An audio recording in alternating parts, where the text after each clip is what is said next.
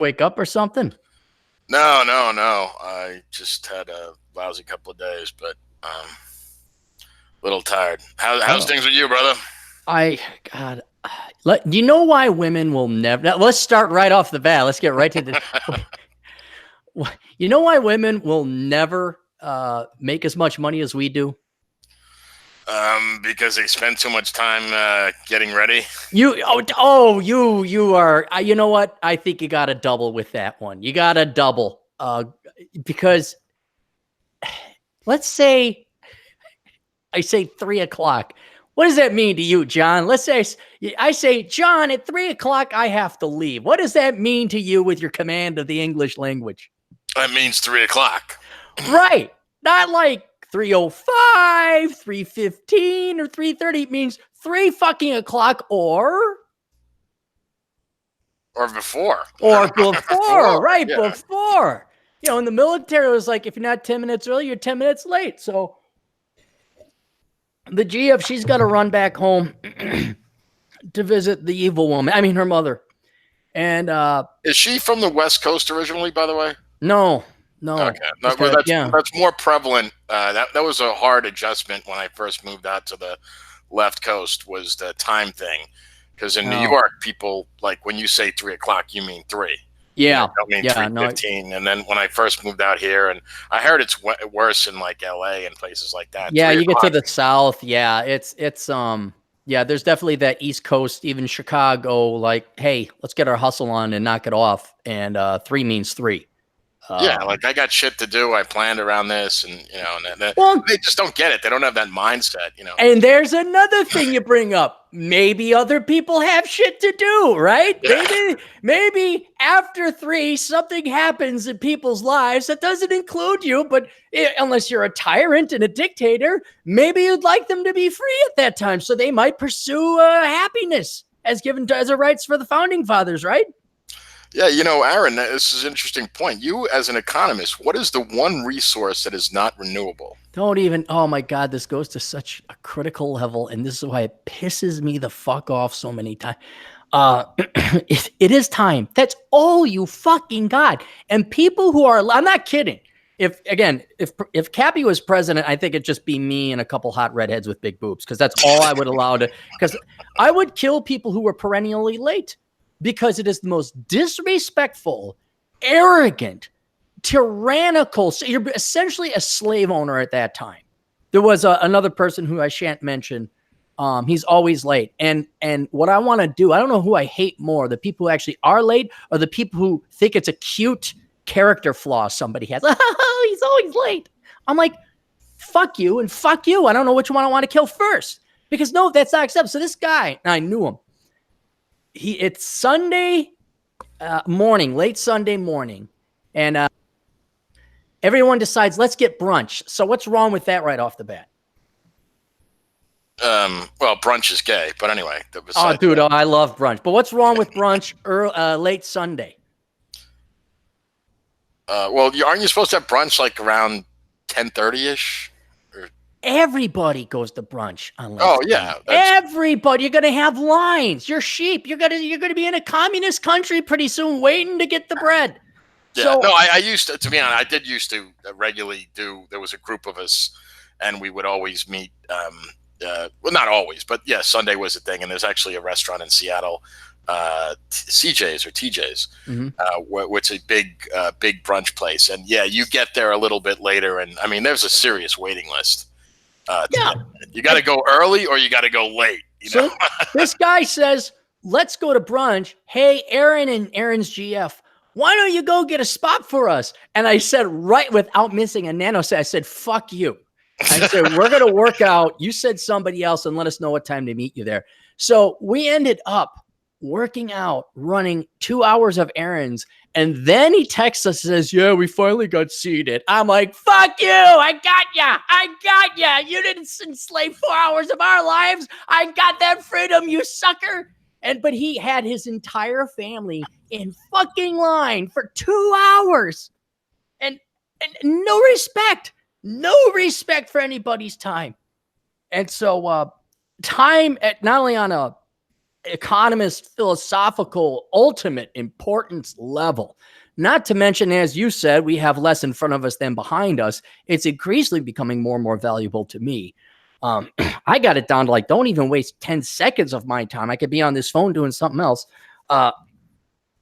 It probably means a lot more to me, and I'm much more aware. I'm much more hypersensitive to time than most people. So I admit, you're not going to find anyone who's attuned, to me. And people might be a little bit late here and there. Oh, we can relax with that. So the GF says, I have to leave at 3:00. Okay. Now, you and me being English speaking dopes, we assume that means I have to leave at 3:00. So what is going to happen at 3:00, John?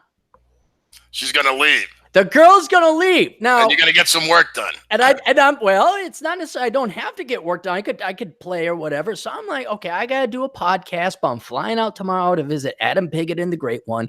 I won't have time. Oh, and there's this writers meetup over in Minneapolis. I'm always back calculating time. Like, okay, that's at 7:30. But if I leave and I take a scenic route, I can avoid all the traffic, go up the rivers, make it right there on the river. So if I leave at 6, okay, so then that, sometimes the podcasts go pretty long. And if Chad comes in with his thong and does his striptease dance, people just throw those blood shekels at him. And we don't want that. We don't want the rain to stop raining at that point. So let's get Chad coming in with the blood shekels. And I'm going to need like a good 3 hours. Okay. So it's like 1:45. I got to fly out. The GF's got to go back home to visit the Wicked Witch of the East. So I'm thinking like, I'm not going to see her in a while. So I'm thinking like, well, we get a little play in here. And so we go play and we finish like 2:45. And I'm like, I'm good. Okay, very good. All right. So now I'm thinking she's going to clean up. I'm going to clean up. I'm going to get the podcast ready to go. We'll get the 3 hours. Chad Elkins will come here and shake his little CPA tushy and make it rain. We'll get our blood shekels. That'll pay for my cigar tonight. I'll ride up, go to the meetup group, get a nice ride in, come back, maybe get a cigar. I might go to like Cigar Jones. I don't know where, but my favorite one's closed down. And then home to play Red Dead Redemption 2. I got my time all planned out. So she don't even smoke, but she's like that after sex cigarette, just kind of sitting and getting comfy. I'm like, what are you doing? She's like, what? I said, why aren't you packing? She's like, oh, I just want to relax a bit. I'm like, you said you had to leave at 3. Oh, no, I don't know. I really don't have to. I'm like, no. I've already scheduled a podcast at like 3. I could kick it down a little bit, but you said you're going to leave at 3. I have shit happening at 3. Get the fuck out of here. And she's just like, oh, I didn't. I'm like, no. You said, why did you even say it? Why do you throw it out there? Why do you even give a number? Say, I don't know when I'm leaving. Don't say I'm leaving at 6 or I got this at 7 when you really don't. And so now I'm like shooing her out with a broom, with a cat, get out of here. Just go pack up your shit. I'm carrying her bags out. She wasn't upset, but I was just like, and that's the women just have no concept of time. None. I'm sure there are some hustlers and there are women out there that are acutely aware, more of the corporate types. But my God, just they really think they're going to live forever. They're like cats. They just, maybe. Well, I don't know. I'm not going to lie over here. I was lying in the sun over here. Now I'm going to paw 2 feet over and lie in the sun over here. And that's my day. And I'm kind of more Chihuahua-ish. Like, hey, let's go. Bark, bark, bark. Yip. So, you've had a live-in girlfriend for many, many years. So yeah. You're very aware of the fact that women, like you said, there are exceptions, but generally speaking, women are really big into time suckage. Oh, absolutely. Just in general, like it's very difficult. Like I've never been able to live with have a live-in girlfriend. I just couldn't deal with it. I can't have people indirectly monopolizing my time. Right. I'm shocked you're able to do it. I mean, she's not that bad. This is just, and look, I get pissed off at a drop of a hat. If things don't go exactly to time, everything's precision tuned here at the Clarey machine of speed. And it wasn't that bad. It was almost comical. I'm like, what are you doing? No, get the fuck out of here. No, we're done having sex. You said you had to go. Now go. And she's not that bad when she gets ready. But then there's been a couple times like I'm leaving in 30 seconds because you can tell they're dithering. I don't even know why they're dithering. They're looking at this, looking that they've spent, okay, you look fine. You put on your dress, you got your makeup done. I understand it takes time for women to get ready. But I'm like, all right, you're ready. You fucked around long enough. We're leaving. Every once in a while, I got to pull that card out. Like, I'm leaving in 30 seconds, and you're either with me or you're taking the other card. And it's amazing how quickly they're ready. Like as if it was like just this not seance. What's the word I'm looking for? Like a process. Meditative process, this formality. What's the word I'm looking for? Like a procession ritual. That's it. Like, you gotta go through this fucking ritual. It's like, no, this is why. And I've told other girls I've dated, I'm like, these are the bug out bags. You're carrying that one and you better keep up because I'm not looking back. I mean, it's like that because then it's my life on the line. If we're a little late for dinner, all we did was piss off the waiter and the wait staff and the people waiting in line. That's all we pissed off. Like if the Reds are coming, I'm like, sweetheart, we're on time all the time. Matter of fact, we're 2 hours ahead of time. And I don't want you looking at your makeup or any of this fucking bullshit because it ain't gonna fly. Oh, so that's no, I hear you, brother. I'm the same. I equate it to some of it being just, born and raised in New York City, and that time, how you've been in New York. Well, Chicago is somewhat similar, I guess. Yeah. People got shit to do. I mean, everything is, time is, people are very aware of it. But women, I don't know. They just have this, I'm not sure what it is. It'd be interesting if someone were to research that from an evolutionary psychology point of view. I mean, I guess they've been at home. I mean, why are men on time? I guess men were on time because you had to time your kills. You had to time to march in line when you're at battle. Or on the hunt when you're hunting. The hunt, yeah. Coordinating time, like you got to come in from the right, I come in from the left. Right. We say we're doing it at exactly this moment. We got to do it right because if someone's we don't 5 minutes, the battle's over. We lost. Right. Well, I don't know how much you studied ancient warfare, but the reason we do that, hit right, hit left, march forward, double time, that stuff, the drills marching drills they put soldiers through, that originated back in the olden days where you'd lined up in phalanxes or the legions or whatever. And the commander said, okay, we got cavalry here, we got archers there, we got infantry here, we got heavy knight, whatever over there. And you had to pay attention and you sound the trumpet 3 blasts or a certain blast meant, everybody of this group go left, everyone of that group go right because you didn't see what was going on in the battle. All you saw was basically 3 feet of what was in front of you. But the commander who was sitting up top or had a more of a bird's eye view, that's why they do these drills. And it was like, you are talking hundreds of thousands of men's lives in some battles at stake. If all of you didn't move together at the same time, your left flank could collapse and then their cavalry could come in and run in and you'd be routed and everybody would be dead. Well, that's what happened. That's how Caesar beat Pompey, wasn't it? It could be. Yeah. There's a guy called Kings. They didn't coordinate the cavalry with the infantry. There was a screw up, and that's pretty much why Caesar won that battle. Yeah, changed human history right there. Right. Yeah. No, and there's lots of instances of that. I've been watching or listening to a podcast called Kings and Generals, and that's basically all he does is talk about how the left flank and the right flank, and you kind of learn beyond the history of what was going on politically or historically at the time. Like, oh, okay, that's why. Because I always thought, why are people lining up and shooting at each other? And then the Viet Cong said, why are people lining up and shooting at each other? Which is what the American revolutionary guys said. But they said, I guess we're just going to line up and shoot at each other again in Vietnam and not learn about guerrilla warfare. But I for the evolutionary reason, men must have had it because I don't think women are even cognitive. I think they loaf. I think they had a lot of time to kill. Maybe. I don't know. I don't think the time was as structured. I don't think it was a life and death struggle. I think that a lot of guys that were not, let's say, extremely conscious of time or more specifically coordinating their time. Ended up dead. They didn't. Darwin got rid of them. Yeah. No, I don't know. It's annoying as hell, and it's not cute. It's not funny. I know girls. Yeah, I know one gal who shall go unnamed. She took 2 hours to get ready. Never dated. This is just a friend of mine. She's like, oh, I gotta get ready. What time are we leaving? I'm like, we're leaving at 6. She's like, okay, I gotta start at 4. I'm like, Start at 4. What are you starting at 4?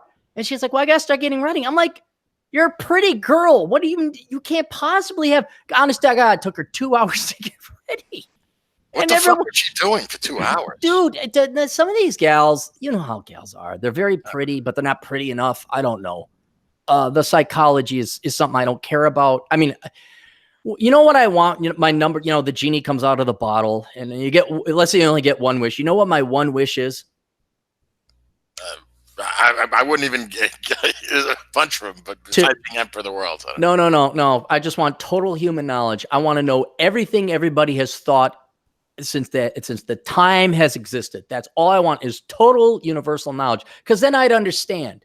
Then I'd be able to say, oh yeah, women are late because of X, Y, and Z reasons. Because they weren't trampled by Carthaginian elephants. You know, that's really where it started. The timekeeper with the Carthaginian elephants. And then everyone, and then I would be less confused and less angry.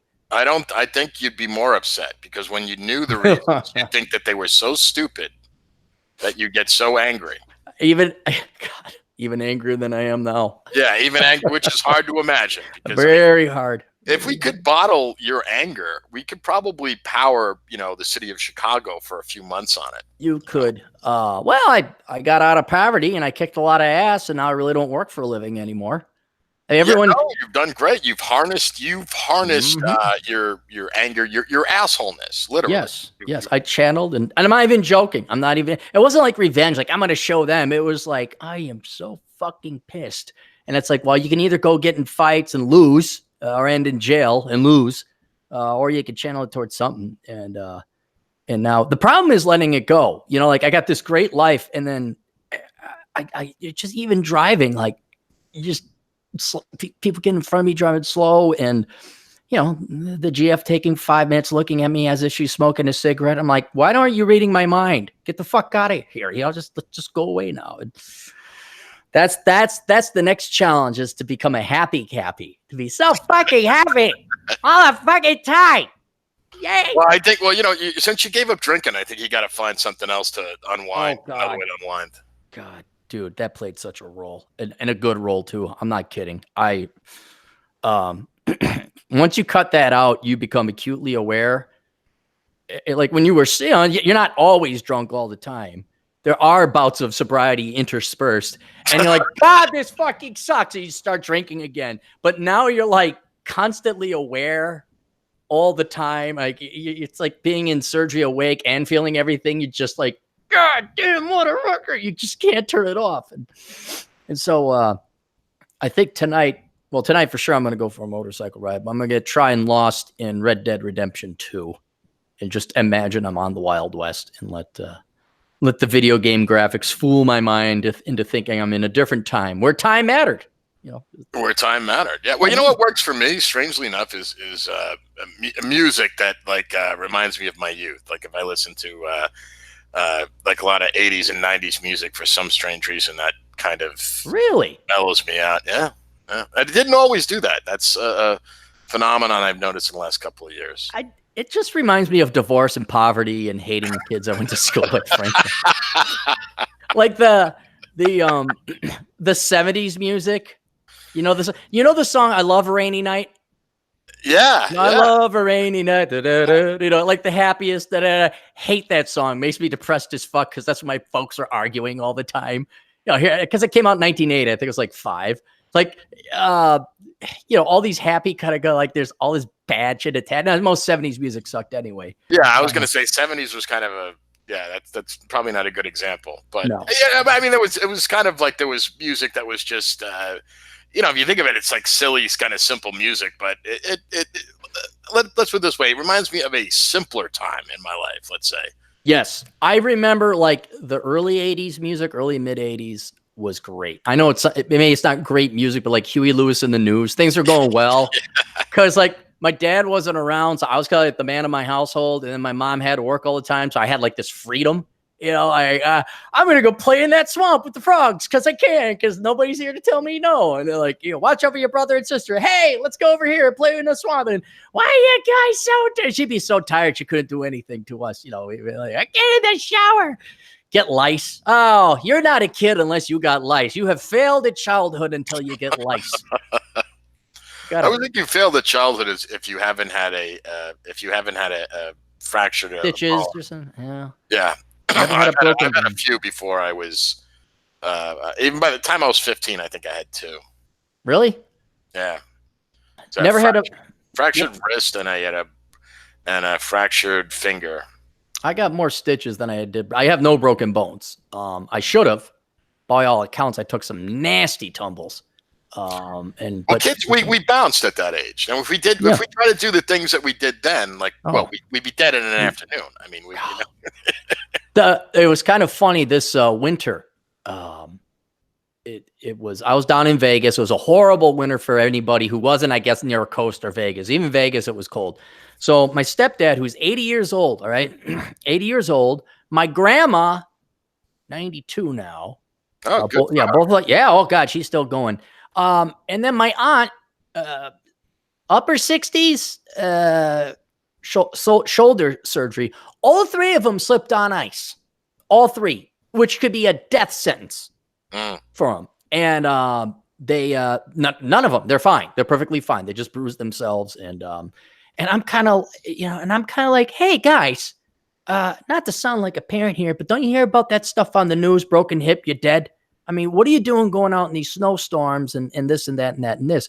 So here I am mouthing off to them. Well, I'm in Vegas, and Vegas this past winter actually got cold enough that there were a couple nights that it froze. And not to bore you with, I don't know how familiar you are, but instead of constantly going out there and watering, they have these automatic watering things like irrigation systems. No, like sprinklers? Yeah, like sprinklers.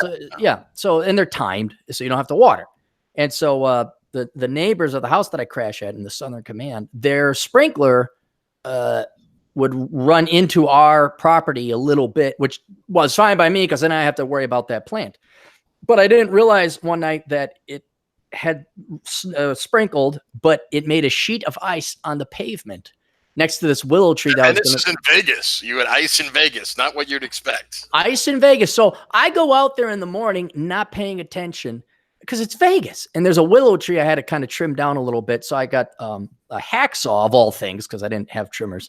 And so I'm just walking in and whoop, and honest to God, slow motion. I'm like, why am I looking at the sky? Oh, there's a cloud. Why am I falling backwards? And then bam, right on my back. And what had happened is it had frozen over that night, but since it started getting warm again in the morning, there was water melting it. So it's perfectly slick.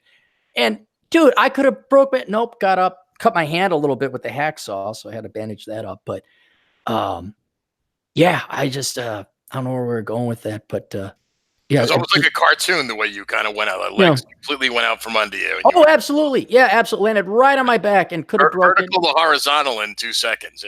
Yeah. Yep. So, but I Love a Rainy Night was not playing at that time. It might as well have been. How have you been? What things bad or what? We have the internet is always happy when you show up, so we got to catch up with you when we can. Oh no, I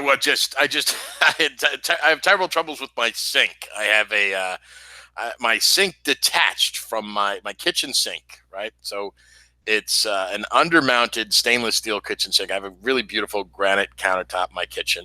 Right. And what they do with these, an undermount sink is like it's mounted to the underneath, like with like epoxy or something or caulk. And it, and I had my place redone like 8 years ago when this was installed, and it just gave way on Friday.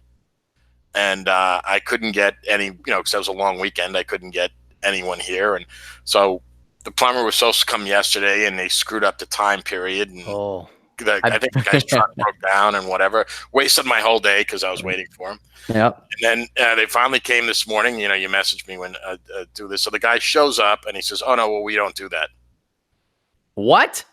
Yeah. He goes, "Oh no, you got to call someone." And I explained this in graphic detail. Sure. Dispatcher and looked on their website researching who does this work, and they said they do, and then he goes they don't. So I was about to kill him and then I remembered I don't want to spend the rest of my life in prison. Right. And yeah, so now I'm waiting on hearing from another contractor who I had to send pictures of it to, and waiting for them to bid on it. But I haven't had a kitchen sink, so I've been washing my dishes in the bathtub. So Yeah, we could get by with that. yeah, It's I haven't had a dishwasher in like 20 years. And now I got one. This is the new Northern Command. I don't know if you knew that I moved or not, but we had a dishwasher now. well, no, I knew that you moved. But, well, I mean, I remember you talking about it, but I didn't know if it was you're all moved in now and the whole bit. Yep, all moved in. Still going through some boxes, kind of like I opened up the memento boxes, and I'm finding stuff from like I found a what do they call them? Voice answering machine cassette tape. I have no idea why I saved it. I'm like, I must have saved it for a reason. But the problem now, of course, I face is John. Yeah, your voice is gone for a second. No. I said, oh, I'm sorry. So I got this cassette tape from a voice answering machine, right? Yeah. Yeah. So where am I going to find a voice answering player? Where do I find a cassette playing device for this thing? Yeah, I didn't even think of that. I don't know.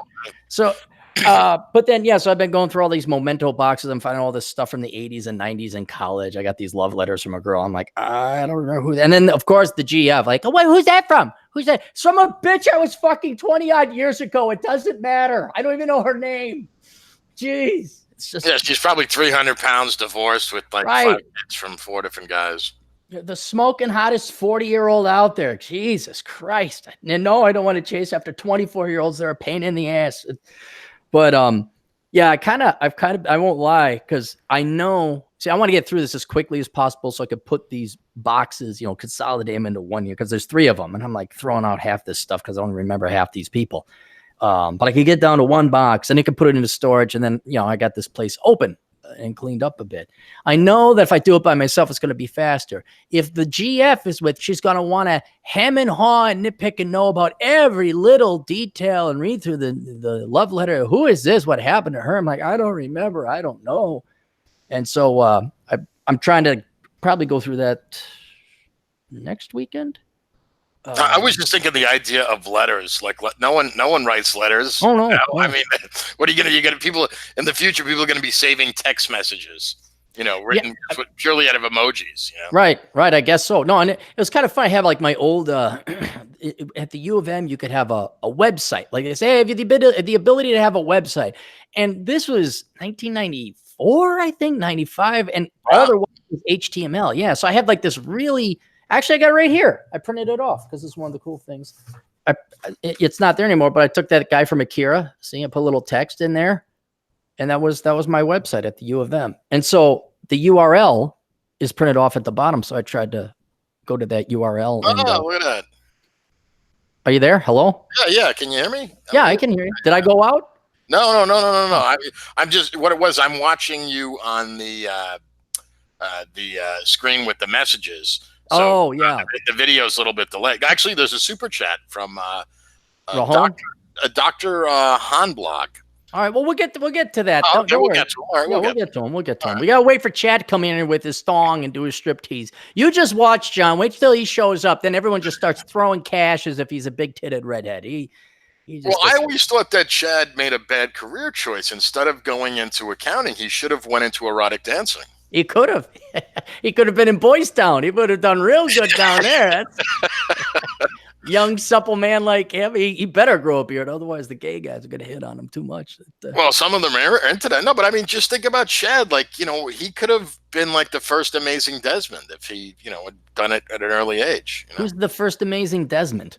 That little kid that the poor mother turned him into a transsexual kid that dances at gay places. Oh, that guy. Okay, yeah. He's like 11 or something. I think she started him doing it when he was like 9 or 10. It's horrible. I mean, it's abuse. But let me guess. The father's not available for comment. Exactly. Yeah. Okay, I'm sure that kid will grow up to be an axe murderer. Yeah. Well, I don't think. No, I mean, statistically, not. They don't all turn into this kid is gonna. I mean, what she's done to this. I mean, this is. Just Google a video on it. You're going to go, oh, yeah, this kid is doomed. He will be mentally tortured for the rest of his life. Yeah. He will be in pain, completely confused. Instead of waiting till the kid turned 13 or 14. Look, here's the deal, kid. 98% is this way. You're going to like girls. There's now the other 2% that remains. And it could be you like the guys. It could be you like both guys and girls. Or it could be some category of other.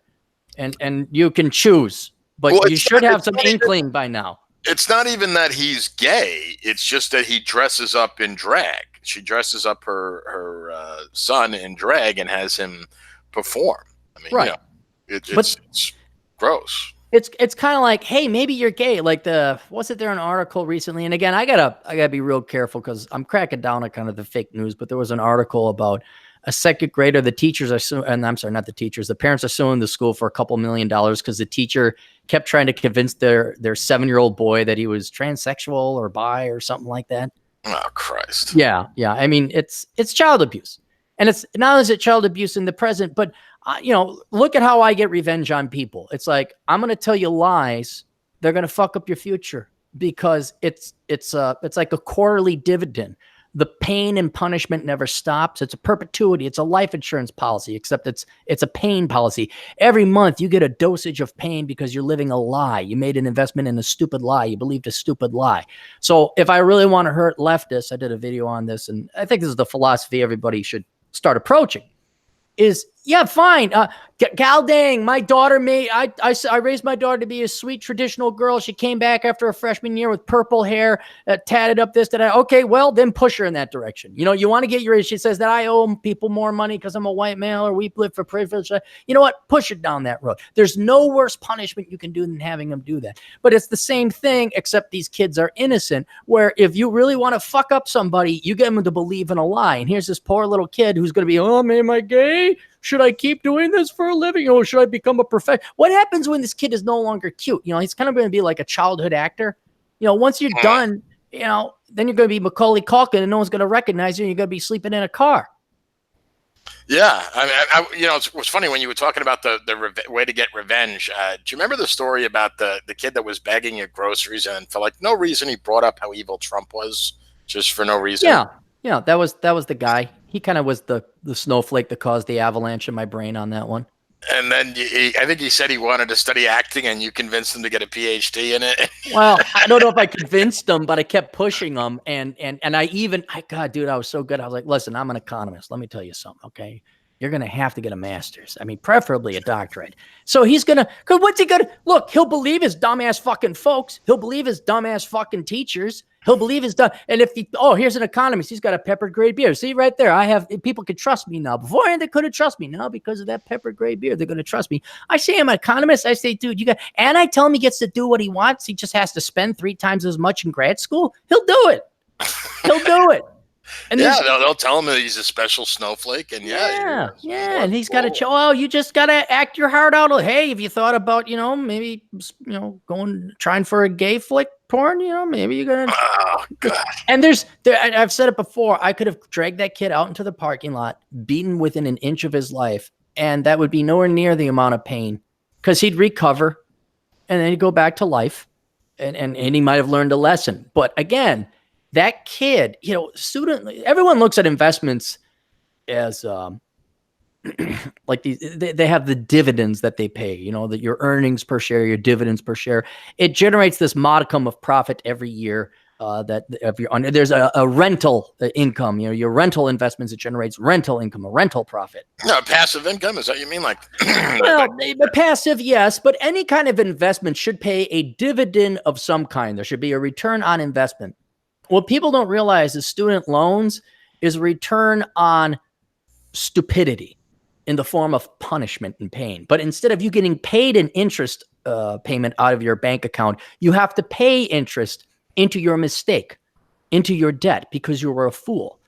And I cannot legally enslave my enemies.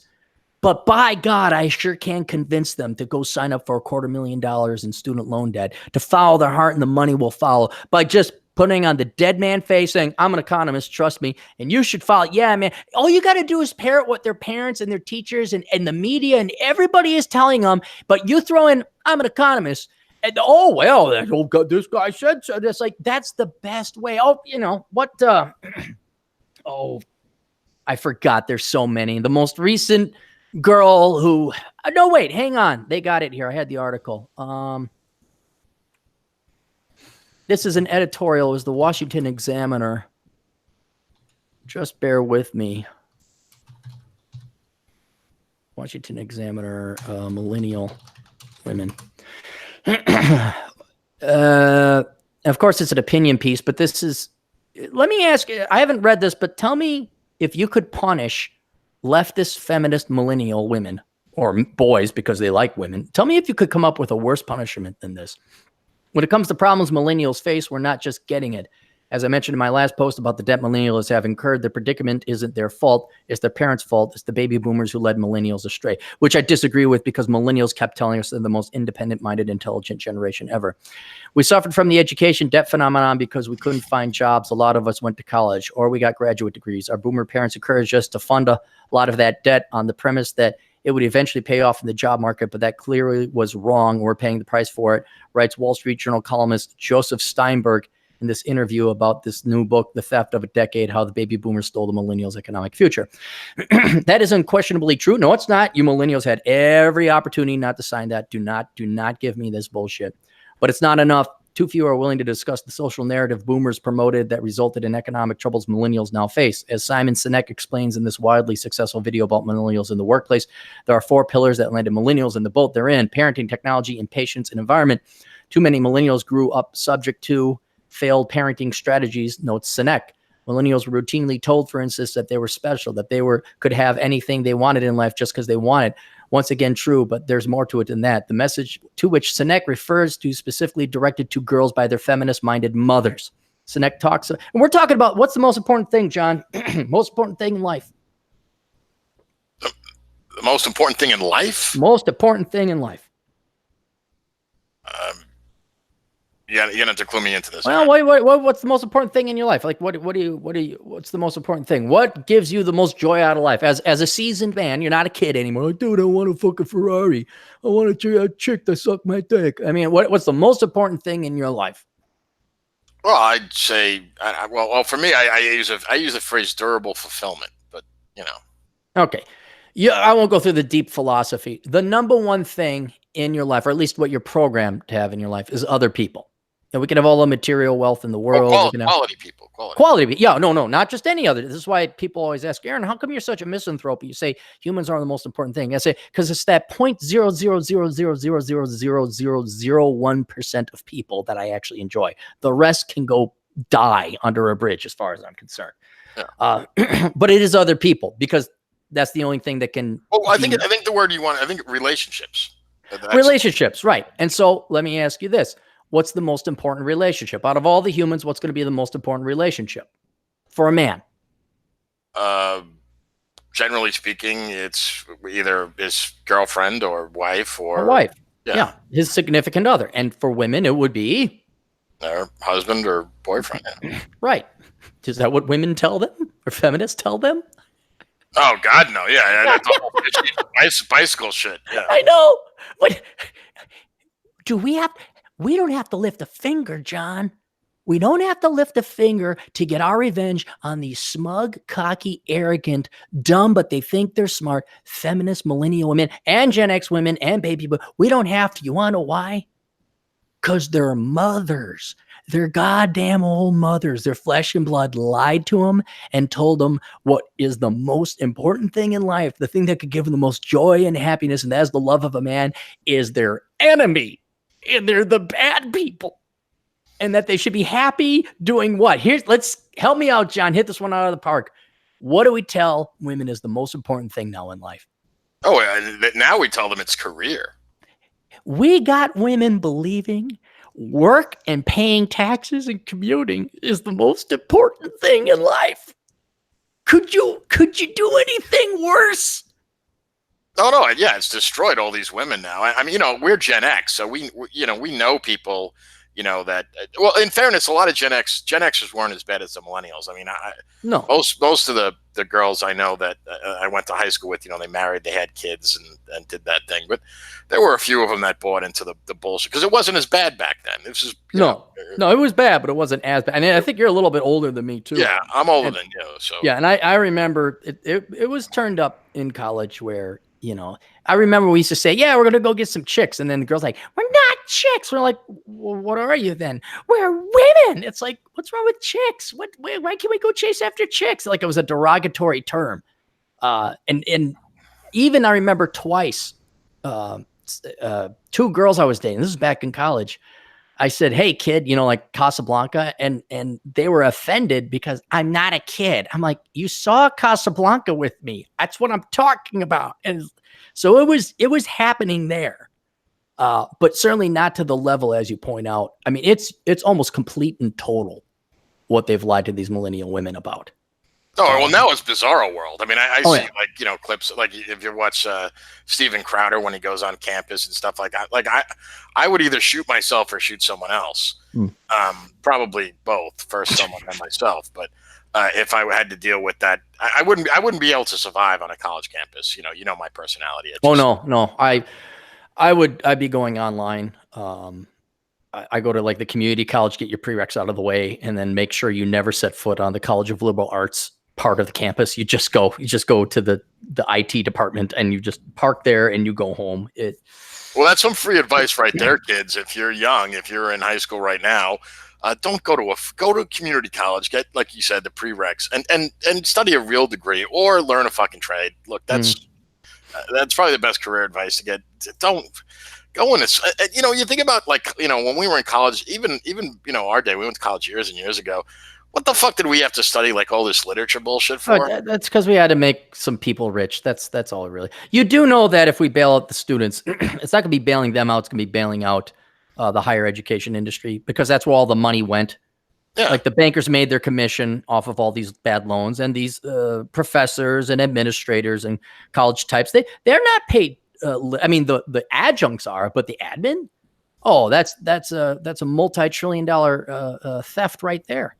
And that's who we're really bailing out, but we won't learn our lesson. But anyway, I'll continue on here because I find that I wanted to read through this here. Sinek talks about the self-esteem movement and the harm it has done to millennials, and I agree, but we can't separate the self-esteem movement from the feminist movement. They're two sides of the same coin. The self-esteem movement says there's no one quite like you. You're amazing. Go seize the world. And feminism says your mother's lives were constrained. Don't live the way they did. Reach for the stars instead. You know, and conveniently, reach for the stars is work hard and pay taxes and sign on this dotted line for a ton of student loan debt. As a result, girls and young women, both then and now, feel entitled to lives that defy description. They should be out of this world exciting. It was a powerful message that set off a chain of events. Millennials are the first generation of women to postpone marriage and motherhood, and to have instead pile up degree upon degree that would make them more marketable and theoretically help them get established for marriage, but instead dealt them a cruel blow. Now they're in debt and can't afford to get married. Yeah, no, John, you and I are in relatively well financial shape. We have our houses paid off. We're minimalist. We have a net surplus. Would you ever consider dating, let alone marrying, a woman with significant student loan debt? Oh God, no. And what's little, you know, what's a millennial kid's name? A boy's name? Tanner?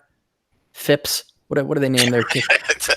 They name them after fruit now. Do they? Apple or something? Yeah. Okay, so asparagus. Here's poor Asparagus Johnson. Asparagus Johnson. He's got a lot of debt himself too. You know, 24-year-old kid. He majored in, you know, accounting or whatever. He has like $30,000. And then Tina, that's not Madison, wants to marry Asparagus. And Asparagus like, but you got 80 grand and you're still going to school. You're going to end up with 125 grand with your master's in child psychology, and you're only going to make 45,000 a year. I mean, the math itself is prohibitive. There's just no way you take on both liabilities.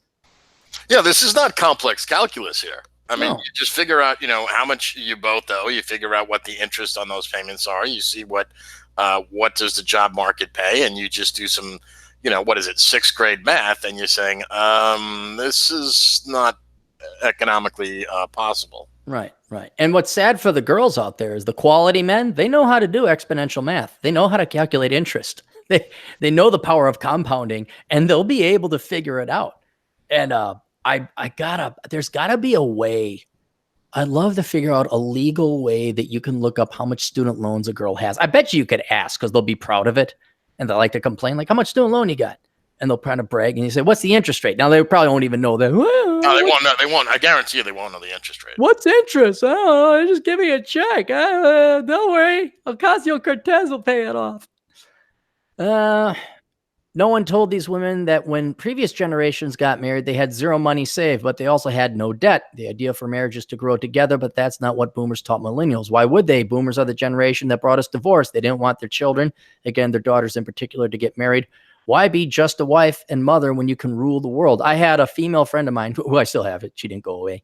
Her mother was pissed off that my female friend just went and got married and have kids. Because she's like, we fought for you and we did this. So you did. It's like, how did you fight for her? At any point in time, when I'm pretty sure at any point in time in American history, women didn't have to get married. You didn't have to, go be. There were female judges. Women could work. I mean, maybe it wasn't socially acceptable, but you didn't wage a war. Especially baby, by 1968, women pretty much had all the rights back then that they do now today. There wasn't like this. Women weren't in chains. They weren't kept at home. You were allowed to leave. You were allowed to say no to a proposition. I've just. Yeah. And then in 73, they got the abortion thing. So, congratulations. Go have more. With this one simple but destructive message, everything changed today. More than half of young people don't have a romantic partner at all, let alone a spouse. Yeah. But let me ask you this, John. Do you think young women today even want to get married or have a romantic spouse? Do they even think they want to have kids? I would say they want to have just women in general. They want to have a guy, if it's some sort of orbiter.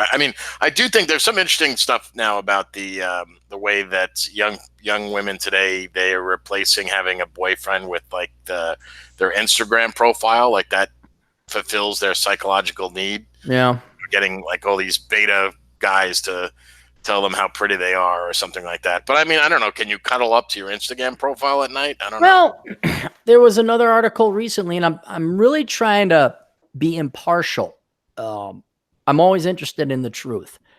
And the original take I had on all this is they've been brainwashed. They've been lied to. But in the seventh inning stretch, genetics are going to take over. And at minimum, women will at least realize they've been lied to. And if they're a little bit too old, like say Gen X, they'll be pissed off and there'll be this counter-feminist movement. Or if they're younger, they'll change their tune. But the question really now boils down to that I'm trying to face is how effective is brainwashing? Because there was an article, now admittedly it came out in The Guardian, which is biased, but there was a researcher over at MIT or Harvard or something like that. And he described his methodology. I'm like, so far on the face of it, I can't disagree with his methodology. And he found out that women were happier, unmarried, and without kids. And what I guess I'm not fearing it. It is going to be what it is going to be. But what I'm quote fearing is that women have been, and men as well, but people in general are actually brainwashable to the point it overrides their genetics and their biological imperatives. That women today, because if you look at the way they behave, they're not lining up to get married. They're not lining up and saying, hey, what can I do to make myself marriage material? They're not putting themselves out there. They're certainly not making themselves look pretty. God, no. I know you're in Seattle and I know that's probably ground zero. But I went to the coffee store the other day and, and this was a criticism against men too, but I walk in and right off the bat, there's two gals that are about 300 pounds. And I'm like, I am sick and tired of my eyes being raped by ugly people. No one's dressed like, I'm not expecting to go out in your Sunday best, but the millennial girls wearing their pajamas. These two fat gals had like drapey shirts on. The men weren't anything to look at either. And I'm like, if you look at the decisions and the empirical evidence in front of you, women are making no actions, taking no actions, making no concerted effort to actually find and go and get a man. But they're putting tons of time, trillions of dollars worth of tuition and student loans, trillions of dollars worth of sacrificed labor, opportunistic cost of labor, studying and pursuing careers in educations. And do you ever hear of like a home ec class? Or do the mothers ever say like, oh, here's how you get a guy? And I've pointed it out before, not to keep rambling, but trying to put a bunch of aspects and angles to show what I'm seeing, to maybe paint what's going to be a very scary picture. If you look at the red pill, Manasur or whatever, half of it is about self-improvement with the ultimate goal of probably attracting a woman. There's not 1 second of that on the other side with female blogs or whatever you want to call it, where it's like, well, here's how you be a good wife. Here's how you work out. Here's a diet you can think, well, should I get fake tits or not? What do men want? There's never the asking, what do men want on that side? And so when you stop and look at it as like what is actually happening, women are getting uglier. They're choosing to spend their youth and their money on educations and careers, which again, I'm not against you going and getting a career if you do it. Well, I think everyone should, but they'll get worthless degrees. They will not spend the time to figure out the finances and the true opportunity costs over the course of life, which will cripple them financially and make them a high risk of getting married. But I don't see them really caring, even at our age. Like, it's not like, I know everybody says, why can't I find a man? I think the majority of, that's a minority of women. The vast majority of women don't want to get married. And I think the guy who did that study might actually be right. Women probably are happier, unmarried and childless, at least in their own mind, as per the brainwashing they received. Well, I'm curious. I'd like to see the data, the metadata on this study, as of like what was the age range of these women where he measured their happiness. Mm-hmm. Like if a woman, in her, let's say, our generation or earlier, usually they got married in their, by the time they were 28, they were married. Right. And working on having a kid, they want to pump out their first kid before 30. And I do think that, so like you could ask girls like, girls in just out of college now, do you want to get married and have kids? Like, oh, hell no. And then you come to them like when they're 35 and ask them that same question. They said, and they've been busting their ass in the job market for 12 years, trying to pay off their student loan debt. So do you think things would have been better if you just went to college and got your MRS degree? I bet a lot of them would say yes. I'm actually going to say I disagree, because and here's an interesting psychological point. Maybe they might feel that deep down inside, but whether they're going to report to a psychologist or a pollster is like, no, and not necessarily being intellectually dishonest either in their own minds. They're finally probably at 35 getting their career going on. They're making some good money. They finally paid off their student loan debt, or it's on their handle. They can eat out. And go back to when you were, let's say 4, okay? Because 4 was a real cool age for me. Remember when you were 4? Barely, but yeah. President Harding was around, or whoever. The automobile had just been invented. You kicked the British's ass one more time. What did you want to? I think Gerald Ford was in office when I was 4. But anyway, go ahead. Okay. What did you want most to do when you were 4? Oh, I don't know. Play in the sandbox. I don't know. Okay. All right. But for me, and it never happened, is I always wanted to go to Disneyland. Because I watched the Disney cartoons and, oh my God, what's this magical land? You don't understand maps. You don't understand planes. You don't understand. That's a guy in a suit. It's not actually, Mickey. That's all I wanted. And I never got there, but I did finally get to go to Great America, which is the Warner Brothers version. I don't even know if Warner Brothers is trademarked or licensed out there anymore. And it wasn't the same, because when I got there, what I was expecting as a 4-year-old, I had grown out of that. I knew that really wasn't Bugs Bunny. That really wasn't Yosemite Sam. Yeah, I could go on some rides, but the magic was gone.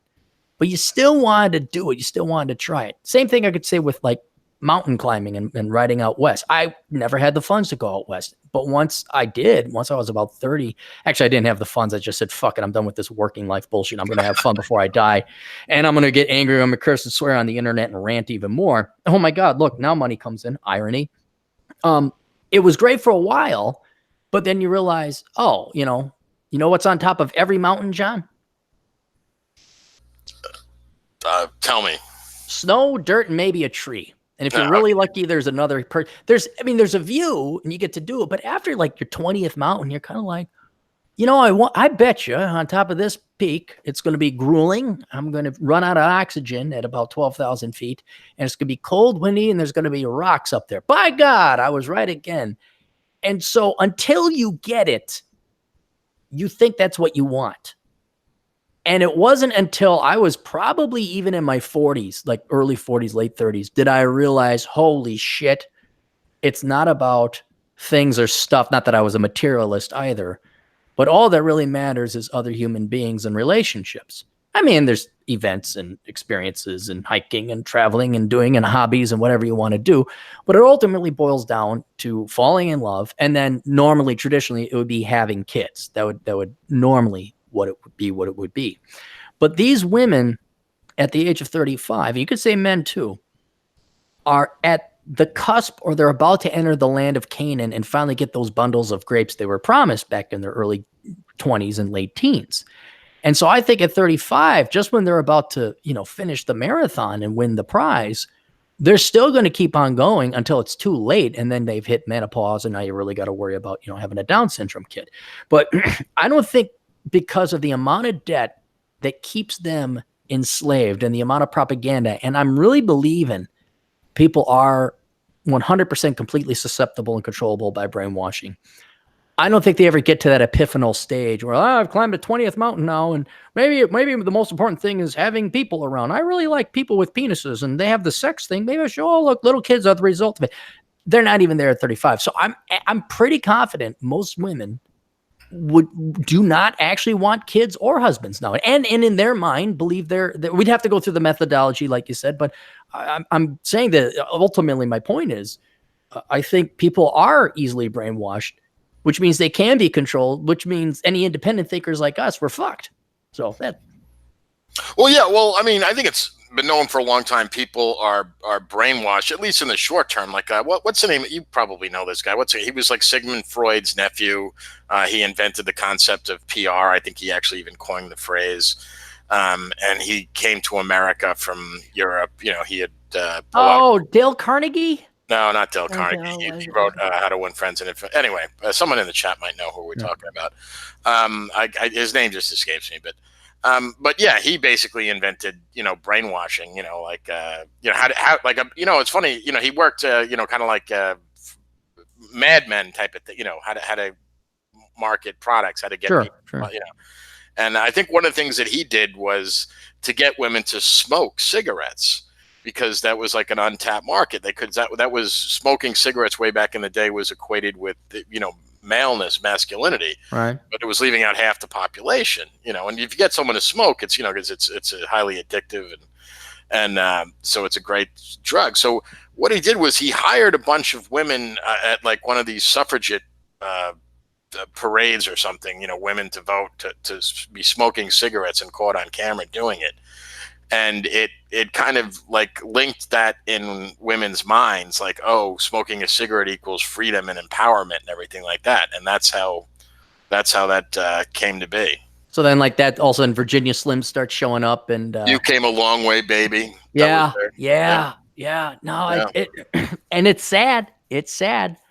You want to be that easily duped. Okay, that's fine. But, well, I mean, to some degree, like we all are, because you can't be critical about every possible thing you see, because watch me. Well, you couldn't. You wouldn't have time to get dressed in the morning, right? I mean, right? You're right. Yeah. A lot of times we're on automatic pilot to a certain extent, so we're bombarded with this, But I mean, I noticed that it's in a lot of way I'm relieved of this. Giving up television was great for me, just for my total psychological well-being. It's funny. I went and I got my haircut the other day, and I was bullshitting with the the woman that was doing it and talk. And she was like mentioning stuff that I didn't even know was going on. I didn't know, like, if you don't watch TV, you don't see commercials for what movies are out, or you don't know like a lot of the current events. I didn't know anything that was going on with sports. But I realized, none of that stuff means anything. I don't, I'm so better off without it. Mm. No, I feel a lot happier when I don't watch that stuff. But I understand, like, you got to appeal to a guy or a gal, but to be that easily too, maybe I've just never, I remember, okay, so that guy's smoking a cigarette. I don't feel like smoking a cigarette. The kid's jumping off the bridge. I don't feel like jumping off a bridge. Yeah. It's a little bit more complicated than that. I mean, basically they get you to associate something that you do like, like motorcycles, for example. I know you really like motorcycles. So if they were to equate, motorcycles with a cigarette, or, and if you see a lot of these ads, the from back in the day, they did that. I mean, they haven't advertised cigarettes on TV since, I think, before I was born, but they, that's how they would do it. They would link it with, coolness and masculinity. And, I'm a big fan of James Dean. I always loved James. And he always used a cigarette as like a prop in photos and stuff like that, Humphrey Bogart, that always had the cigarette. Yeah, but he actually smoked. He died of cancer, and he was a badass. That was he was, but for example, here's something that you don't know, like Sylvester Stallone, for example, he did smoke cigarettes one time in his life. He quit, like, I guess, in his 20s. But I remember he made a movie. It was a really shitty movie. I think it was called Lockup, where he was a prisoner that escapes from prison.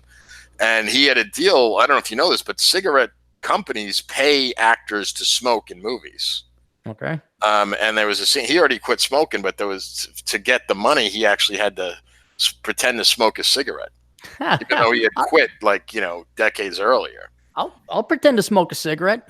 I'll pretend to do a lot of things, whatever. Give me the money. I'm not gay, but $20 or $20. Right? Well, it got to be a little bit more than $20. That's what's sad. Probably the worst I see it, where I just shake my head, is the motorcycle culture. Where, do you know what the most profitable division of Harley Davidson is? They're apparel. Apparel. It's not the motorcycles. So damn. And dude, look. If you're going to do what was that 70s movie? Something, right? Pale Rider? No, not Pale Rider.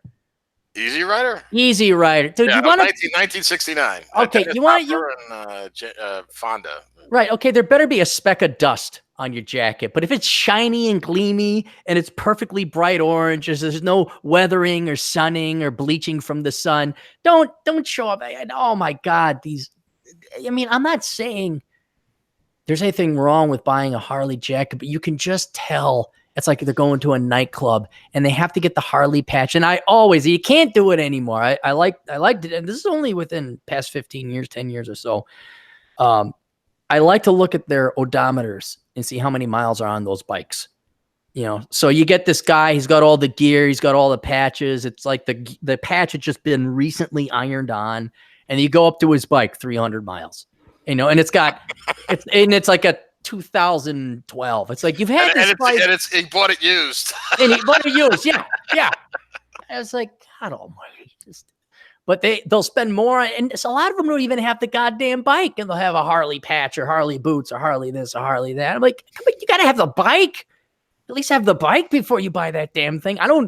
I'm trying to think. I don't wear like an Astros jersey and not go to an Astros game and see him get the shit kicked out of them by the Cubs while getting hammered. I actually would attend a game first, but I won't wear a sports jersey unless I'm fucking playing on the team. I mean, I think if you're wearing another man's name on your back, you're a cuck. But yeah.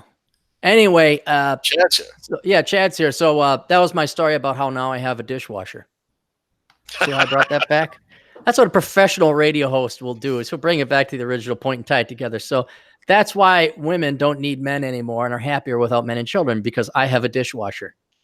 That I still, by the way, it's not as efficient as me just washing the damn dishes. You have to unplug, and then you essentially have to wash them, then put them in, then you wash them, then you have to let them dry. Then I'm like, dude, just let me wash it, put it there, wash it, put it there, and we're done.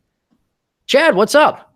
Not much. I heard you guys talking about how you thought I was gay earlier, so I thought I better jump in. We didn't say, did we? Say, oh no, No, we're just we saying didn't you say do you were really gay. well. You'd be a great gay. We're just saying you'd be really good at being gay. Not that you actually are gay.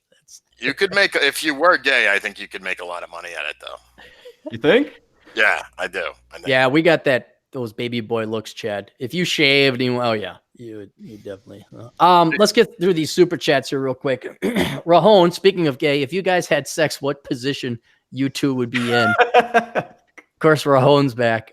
Ray John. Sorry, it's Ray John. Ray John. Yeah, he gave us $50 Canadian a couple days back. Yeah. Position, very far away position. Have to be doggy style so we don't have to look at each other. Aaron, you strike me as the kind of guy that would fuck someone else in the ass and not have the goddamn courtesy to give him a reach around. Yeah, I am. Yeah, that would be true. That's oh wow, look at all the other super chats that came in. Dr. Khan blog, $2. I like the great one is racist and sexist. You guys ever listened to the great one?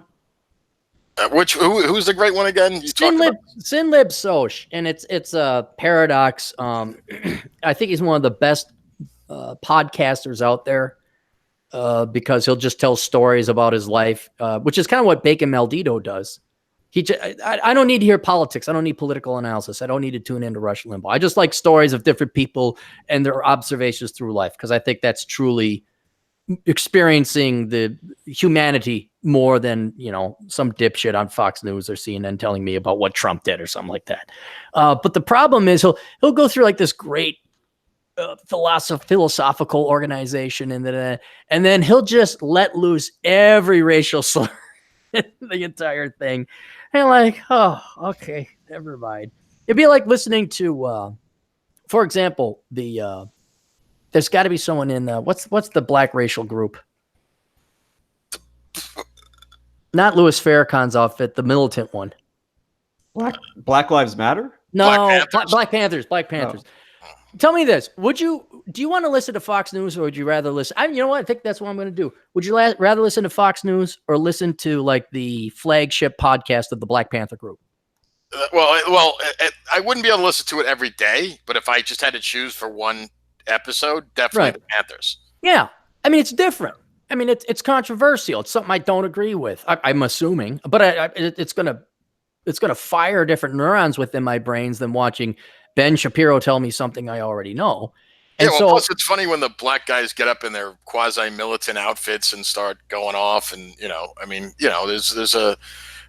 there's a novelty factor going on there, Right. But I would even say there's a philosophical factor because it comes from a different cultural background, a different political background. It's something different. It's like, God, I don't want to have another hot dog. Hey, look, here's a chicken sandwich. I don't really like chicken, but I'll try because it's different anyway. And so the great one will have like this really cool, interesting, different philosophical take, but then don't get them started on race or women. Just don't get them started. And you're like, oh, okay, well, yeah, so you can find them. I don't endorse them because I really can't. But if you wanted to listen, you can't. No, I can't. I'm just saying. But if you wanted something different, but just be ready for the twinge. Like, ooh, and for the record, that's not an endorsement. It's not an endorsement. He's over at sinlibsoch.com. But yeah, I think actually when I'm flying out, I'm gonna go visit Adam Piggott and him actually in New Orleans. Tomorrow. Yep. How's Adam doing? I used to follow that guy. Then he got divorced. I was wondering, did he get his shit together after that? Or? Yeah. I mean, as best as a guy can, and yeah, well, better than a guy can. He's podcasting now again and all that. He took it like a champ. Yeah, no, he didn't bitch at all, and he was pretty. What's the word? He kept the details private, and right. I thought he handled it well. But I mean, a divorce got to fuck with anyone. I mean, yeah. Let's be honest. And the fact he was only gone for 4 weeks. And then got back to, and he had to work and he had to fly across the country. Fly across the ocean and come here. That's nothing when you've spent all this time in, where was he, Nigeria as a whitewater rafting guide? Uganda, I believe. Yeah. Or Uganda, whatever. No, his book was great, Pushing Rubber Downhill. Yep. So anyway, so we're going to all go hang out and just because I don't want to fly to Europe to see Adam. or Australia or wherever he ends up. It's like Louisiana's about as close as he's going to get. So I figured I'd go. I just don't want to fly to Europe. That's Yeah. my Bacon Maldito for $5.56. Never underestimate the power of compound interest, in particular when it comes to your life decisions, being fat, a leftist, etc. New article up, by the way. And everybody, if you are interested, you can visit. Here's another perfect example of a guy. He's not really political, but he's got just a good rambling podcast. He's over at thegoddammebacon.com. He just talks.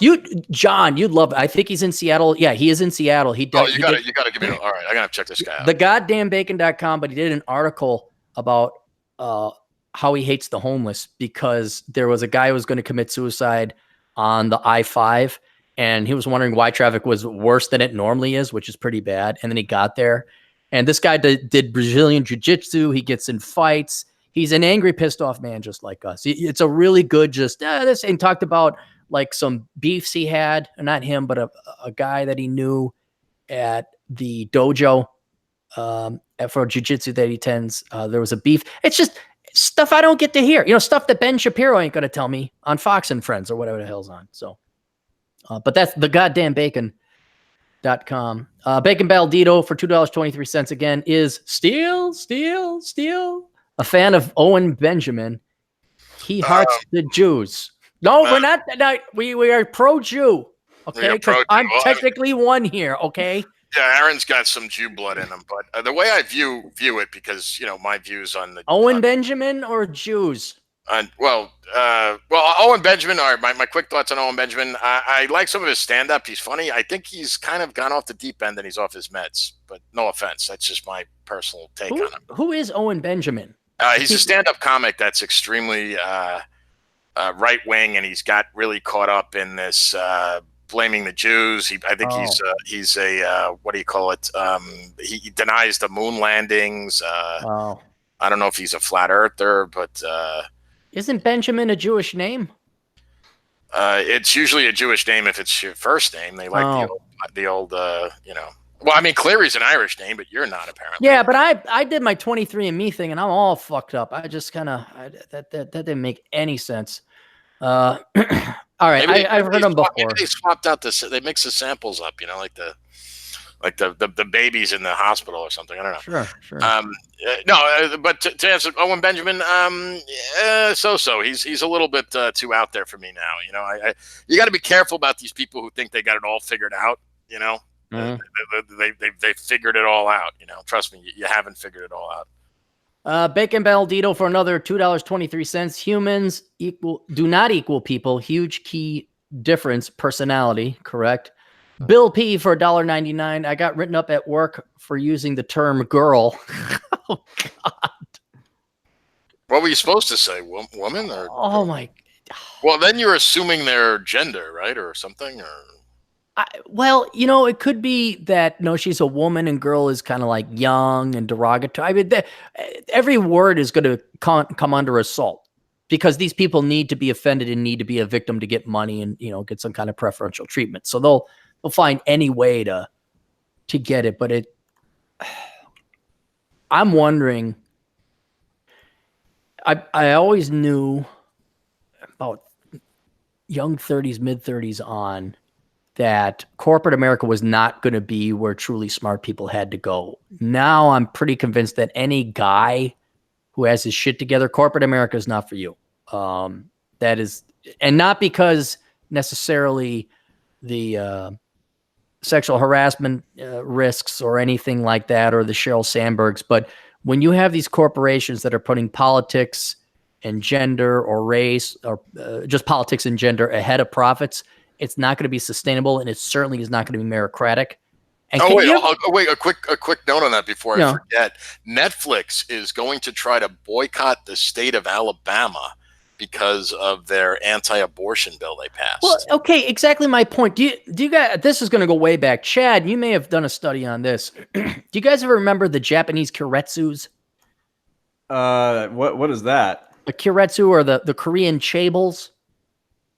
Any of that sound familiar? We're going back to 90s. No, I don't know. Was this the pods? No. This is they're basically multi corporation conglomerates. They're basically Oh, conglomerates. correct. No, I know what that is. That is when multiple separate corporations, which are they operate in concert for a common goal. Right, to the point that they're effectively one large conglomerate. Yes. And so I'm sure there's an Asian, or perhaps we have an Asian listener who happens to know this, because it's both Japan and Korea. I'm quite sure that the economic origins of this would be based in Asian culture. So I'd be incredibly curious if somebody can tell me why they formed this way. But both Japan and Korea had keiretsus or chaebol. And what it was is, for example, Mitsubishi. Mitsubishi just doesn't make cars. They have an electronics division, they have a banking division, they have an insurance division, a real estate division, and a heavy industry machinery equipment division. And Nissan, what was another one? Nippon Steel. It's not just a steel company. Usually they have the entire vertical chain integrated, and they keep everything kind of in-house. The chaebols would be like your Samsungs, your LGs, your Kias, what's another? Hyundai, stuff like that. Now, it makes kind of logical sense that you would have, we'll have our own bank and keep it in-house. Well, we have our own steel supplier, we'll keep it in-house. But essentially what ended up happening is a lot of corruption started to form, a lot of padding of accounts, and these entities became too large to fail. And because politics within the keiretsu or the chaebol made them less proud. So here you have every young Korean man and every young Japanese man wanting to go work for a keiretsu. I got to get into Mitsubishi finance. I got to get into Sony finance or whatever. And then they get there and they find out that you are worked to the bone. You work to death. I mean, they had a term for it in Japan, working till suicide. You don't get to see your family. And it's not terribly meritocratic.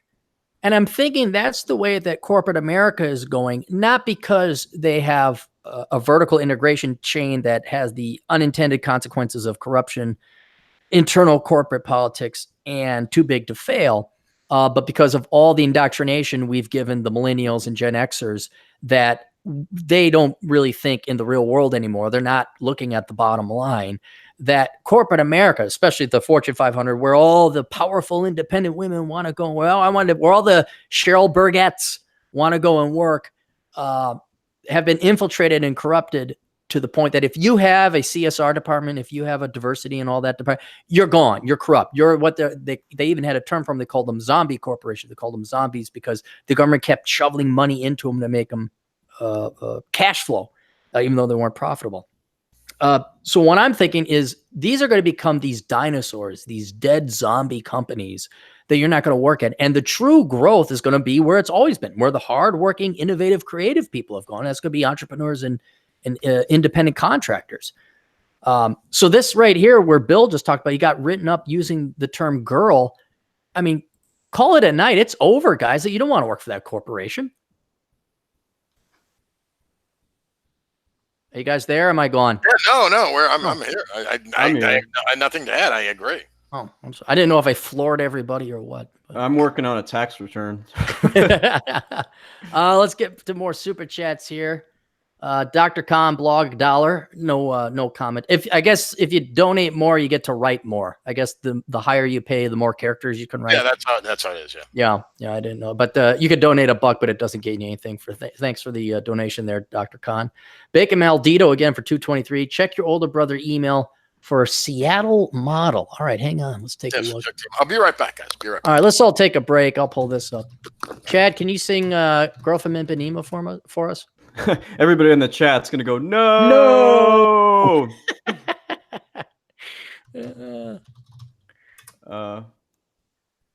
Yeah. So, how was the hangover?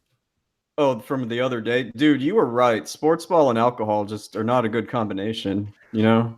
I don't know. Millions of fans disagree. Was it that bad, or did you just have a beer or two and you just stayed out too late? No, both. I got hammered because every time I go to this particular bar, I get all kinds of free shots because the bartenders and servers are all my clients. So they're like, "Oh, hey, man," and Redemption is a very good whiskey / bourbon. I thought you sent me a picture of a beer. I figured you were a little tip. Your texts are kind of coming in. Clarey equal Carlson School of Management. I'm like, it's like 2 a.m. I show the GF. I'm like, I think he's a little tipsy. Well, you have to remember, we did that stream earlier in the day. So I literally finished the stream and went to the bar and started drinking. So it was like still in my mind. Oh, God. Bacon sent me something. Are we allowed to upload images to the chat? I don't think you can do it on the chat. No, I can't do it on the chat. You can do emojis on the chat. You know what I can do? I could tweet this out. If everybody wants to go to my Twitter account, you go twitter.com. It's /Aaron_Clarey. I'll tweet this out. Saw this from our Seattle. Is this the last time you're going to be around for a while? Because I know you're traveling. No, I'm coming back on Monday. Oh, okay. And I'm going to park my ass here for a long time because I'll be done with the traveling. No more Vegas. No more Vegas. Well, no, there'll be Vegas. It just won't be next week. How do I, God darn it, how do I save this? No. What was the Seattle model thing? Did you get that? Hang on. A buddy of yours. Okay, I got to download this first. I'm trying to show people what Bacon sent us because he saw this today.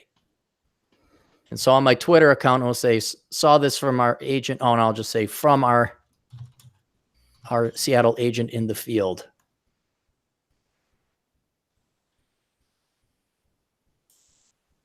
Hang on. Was this on Twitter? Can I do this? Okay, it is on Twitter. All right. So I don't have to. Is it customary to like delete the at people, like their identity? Not that they have their real name. No, because a Twitter post is by definition public. Okay. All right. So unless it's a private message they sent you. No, this was liked and oh my God, you're amazing and beautiful. No, then it's public. It's out there. Okay. All right. Just want to make sure. So that's what Bacon saw in his stream today. If you guys go to the Twitter feed, it's just a picture of a large chick in a what would normally be a hot dress and a hot body. On a land whale. Yeah. No, you got it. Why do they again, women, if you're fat, why are you even bothering doing your nails and putting on a fancy dress? Like, remember, Chad, we looked at that article about poor people going to prom, and there was this just repulsive looking girl. Her face was turned away, but she had tattoos and short hair, and the fat was going over her bra. Why are you even bothering with a fancy dress? It doesn't make you look beautiful. My theory is, well, I can tell you why I think. I think that there's so much terrible thirst with a lot of guys that they're willing to go after the ones that, it's like lipstick on a pig, you know? It's that bad. There's men that desperate you think they'd bang that? I really do. Like, I look around. It's hard to believe, but if you look at how slim the pickings are for, people, guys in their 20s, yeah. I saw it in Wyoming because of the nature of the industry in Wyoming, ranching, mining, oil, railroads. There's significantly more, especially young men, than there are women. And you'd see a guy who could beat my ass in half a second, like a solid 8, even a 9, walking with a 4 or a 5. It just and it's manual labor too. So these guys are typically in shape. They're not overweight. They're very trim, very in good shape, masculine. And there'd just be this bowling ball that would be following them around. And I'm like, and they're making good money too. It's not like you don't make good money working at the mines. I was like, wow, the pickings are that slim. It's terrible. It's terrible. Well, it's like it's funny. I was watching a movie years ago with Liam Neeson called The Gray. I highly recommend it, by the way. No women in it, but it was funny. This one guy, it's about this kind of a man against nature kind of thing. And this guy says, it's about a bunch of guys who worked on an oil rig, like up in Alaska, and the plane crashes and they're trying to survive, but they're all sitting around a campfire one night and they're telling stories. And the one guy saying, I can't die because, because man, the last chick I was with, man, she had to be like 240, 260. I can't go out with that being my last one, man. I know a guy who worked on the Bakken oil field, and I've never been that dude. There's your hand and some porn. Go rub one out, be done with it. Because how could you pay? I think she was like 200 pounds, and like, yeah, she was one of the regular. I'm like, regular, so she was shared. I'm like, geez, like, this is one, send me Bertha. Yeah, when Bertha is like, your top 25 percentile girls working at the bordello in Williston, you're kind of, oh my God. Well, I guess it's you're an economist, right? I think it literally is a supply and demand thing. I mean, that's if you live in remote Alaska, there's like, what is it, like 15 guys to every one woman. I mean, and I guess you do the homo thing, or you just constantly rub one out, or you go with some wildebeest.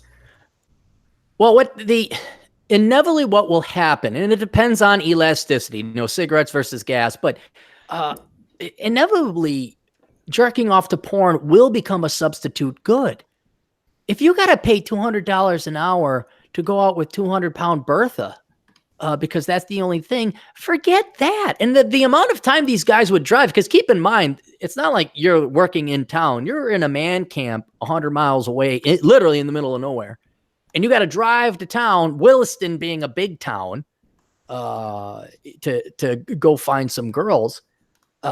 After that much time, and maybe I'm too much of an economist, where I'm like, no, for 5 minutes, I'm going to stay here, get some good sleep, and not work on the 40,000 voltage diesel powered machinery in perfectly clear consciousness and health tomorrow.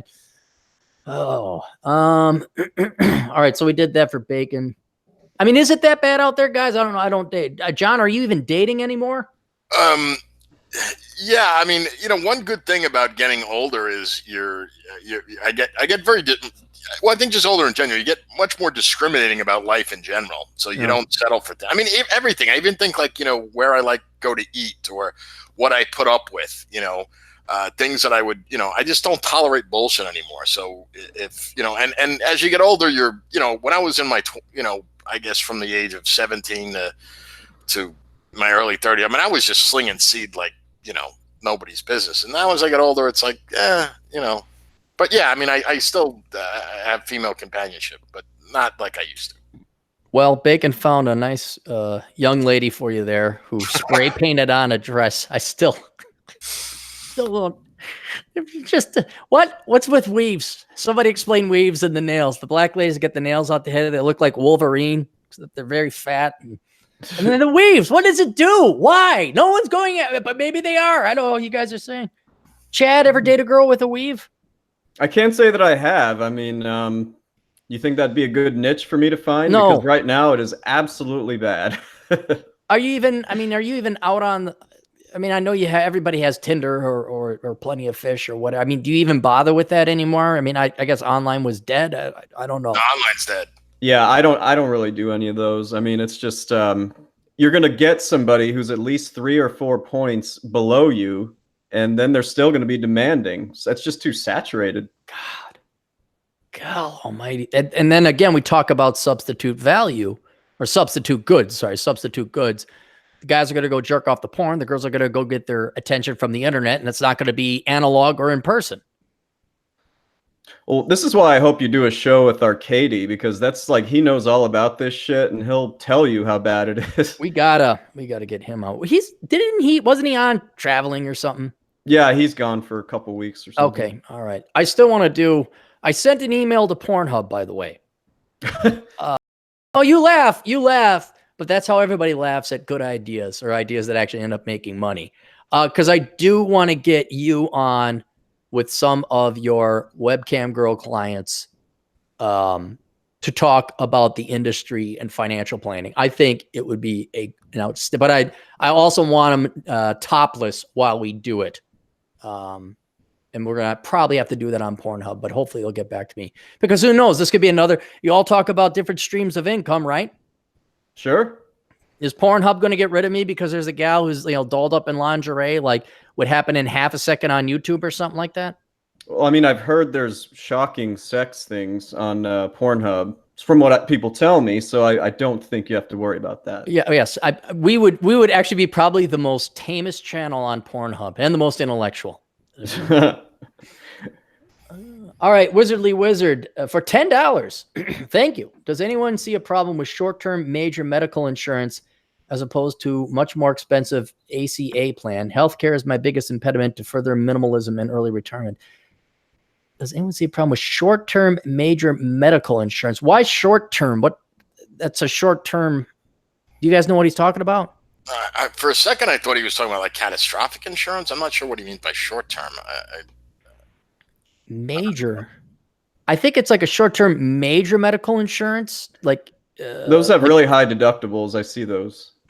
Okay, but is it fully short-term indicates it's like what, 6 months.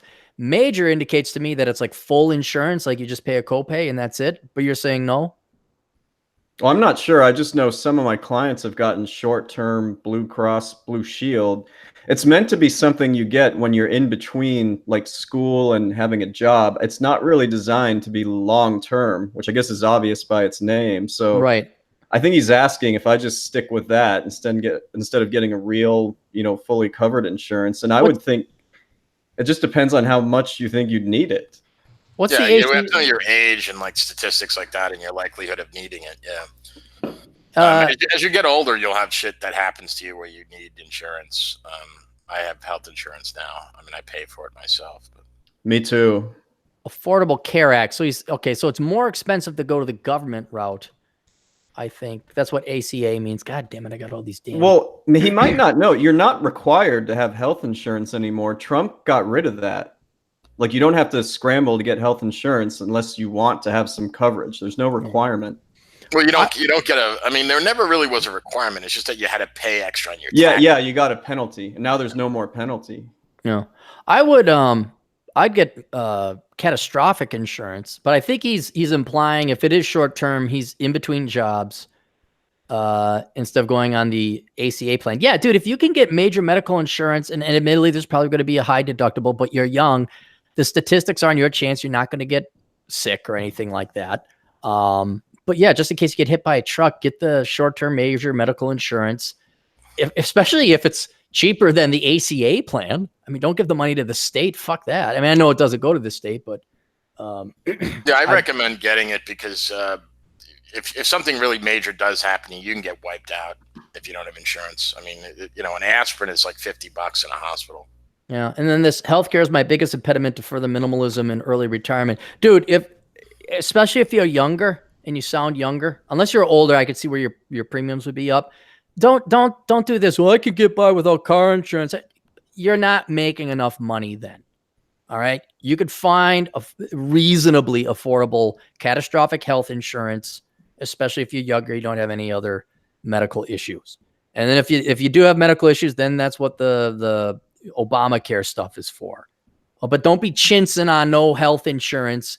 Oh my God, I got hit by a truck and now I'm 55. Then your minimalism and your early retirement is really fucked. Yeah, then you're gonna have to declare bankruptcy. Yeah, because you'll never pay that off. Stop Dre 360 for $1.99. Your opinion of gaming being a disorder now? Oh, addiction. No, there's these people have a deeper, more real, already existing psychological problem. The symptom is they're gaming a lot. It's like if I watched Ice Station Zebra on repeat for hours a days at a time, then there's probably something else wrong with me. It's not, oh, he's got Ice Station Zebra addiction. It's like, no, that's bullshit. Gaming disorder is not real. There is something wrong. But it's not gaming. A big tits addiction. I got big tits addiction. I don't know. I just keep looking at big tits. What can I? Atham, our good buddy Atham, for $2 says Clarey equals Hispanic. Mwahaha. Ask his DNA. Am I Hispanic? I'm Spaniard. Does that mean I'm Hispanic? You don't seem very Hispanic to me. No, I'm up very angry. Well, technically I'm like 18% Hispanic or Spanish. But I thought that just made you Spaniard. Didn't you have to be from the area of Española, the Cuba, the Caribbean? All I know is if you did ballroom dancing, maybe you got some of that in you. You got that Latin blood there, Aaron. May have it. Clario. Murray Segudo, or Saucedo. For $1.99, what's your funniest dude bro story? I don't know, guys. You got dude bro stories? What is a dude bro story? I don't know. The reason you pick on dude bros is they're so commodity. They're so stereotypical. They don't do anything zany except they're just cookie cutter dude bros. I know a dude bro at the Carlson School of Management. He was 36. You could tell, former jock, used to lift weights. He was still in good shape. Parents at the age of 36 were paying his way to go to Carlson. And he was going to make a ton of business, ton of money by opening up a gift wrapping shop. One of those kiosks, you get a little kiosks in the mall. You don't actually have a storefront. It's just little kiosks. So he rented that and he'd do Christmas wrapping for Christmas. And I think he lost like $6,000 of his parents' money on it. I guess that's kind of a dude bro. I don't know. They're just drinking beer and wearing their hats backwards and thinking they're going to make 6 figs and they lease cars. Yeah, dude bro stuff doesn't really come into my world that much, oddly enough. It's weird. Doesn't it kind of end like by the age of 40? Like there's no dude bros at 40 because you've either been divorced, you've had to file for bankruptcy, you're balding, you're getting fat. I mean, there's a shelf life to a dude bro, right? You would think. I mean, I don't know any 40 plus PUAs or whatever. Right. I don't even think you make it much past 35. No, yeah, it's funny when you said that, Chad. I was just thinking about Roosh. He's turning 40, and he had this. He went from being but pretty much he was the ultimate pickup artist. What people think of because he'd been around for so long and his following was so large. And he wrote so many books on it, and now he's literally disavowed the entire concept of it. It's quite a change. I still think it's rebranding. I mean, he may have an epiphanal, but you don't switch that quickly. There's something. Well, he's too damn smart. That's the thing. I just think he's too damn smart. But do you know why he did this? He did this. His sister died, so that really affected him. And then he had he took mushrooms. Hey, that's not for public consumption. Though. Oh. Well, he wrote an article about it. All right. All right. I thought. Well, I'll go back. I'll go back and take care of it. No, his sister died, I think 2-3 years ago. So this. Yeah, well, it was. Well, yeah. At the article, yeah, that was kind of. It was his sister dying, and then apparently he had took an hallucinogen, and he had a God experience, kind of like you guys remember the story in the Bible. Saul became Paul. Sure. That was pretty much what the trip did to him. What was that about? Saul and Paul, story? You don't know that Bible study? Kind of missed out on that. Tell him, Aaron, you're a preacher's son. Give him the clip notes. I try to purge as much as I could possibly, but what's funny is if I ever get into Christian arguments, also my brain remembers something like a quote or this particular thing in the Bible. I'm like, no, you're wrong, and that. So if I'm on the war path or in current battle, I'm good. But just to tell, I don't know, it was Saul, and was he? Well, hang on, let me see if I can remember. I'm trying to remember what it wasn't like he saw a flame, but he was like some douchebag. Was he a tax collector or a soldier or something? He was a persecutor of Christians. He was a Jew that persecuted Christians. Okay, all right. So he was not a liked person. He didn't have the greatest job. And then I want to say he saw a flame. He almost got killed. Off his horse, didn't he? What's that? Wasn't it like he was a bolt of lightning, knocked him off his horse? Well, I guess we could look it up if we really wanted to. It's been a while since I read my Bible. I know. Saul to Paul. Okay, Paul the Apostle. Oh, God, he was ugly. If any of these pictures are right. He was really ugly. He took a bad Polaroid back in 500, was it 50 BC or whatever? Okay, Paul was dedicated to persecuting the early disciples of Jesus in the area of Jerusalem. In the narrative of Acts of the Apostles, Paul was traveling on the road from Jerusalem to Damascus on a mission to arrest them and bring them back to Jerusalem when the resurrected Jesus appeared to him in a great light. He was struck blind, but after 3 days, his sight was restored by Ananias of Damascus. All right, so he saw Jesus as a bolt of great light. and then he became Christian, became St. Paul.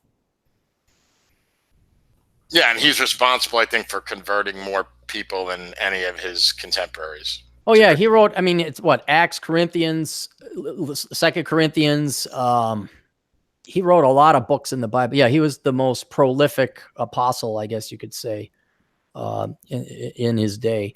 But I don't know, because here's the other thing. I've heard this secondhand now from you guys, but knowing what I know of Roosh and reading through his books, he's no dummy. No, he's bright. Yeah, and if it is true, well, one thing, if this is true and all that, then he must have had an experience. Because he's not weak-minded. He's not weak-willed. So whatever he's doing, I'm sure he's 100% legitimate behind it. But it's either a true conversion, or I think it's just kind of like, why keep fighting? This is why I have Operation Evil. I keep it completely clandestine. I mean, I can tell you guys, I have made efforts to sell lies to people because it's more profitable. But this could be a diversification of income. But it's speculation on my part. I just wish him well. I hope he's okay. I know he's come to the realization, like I said, he may have climbed his 20th mountain and said, wow, the only thing in life that really does matter is other people. The most important person in my life would be my wife.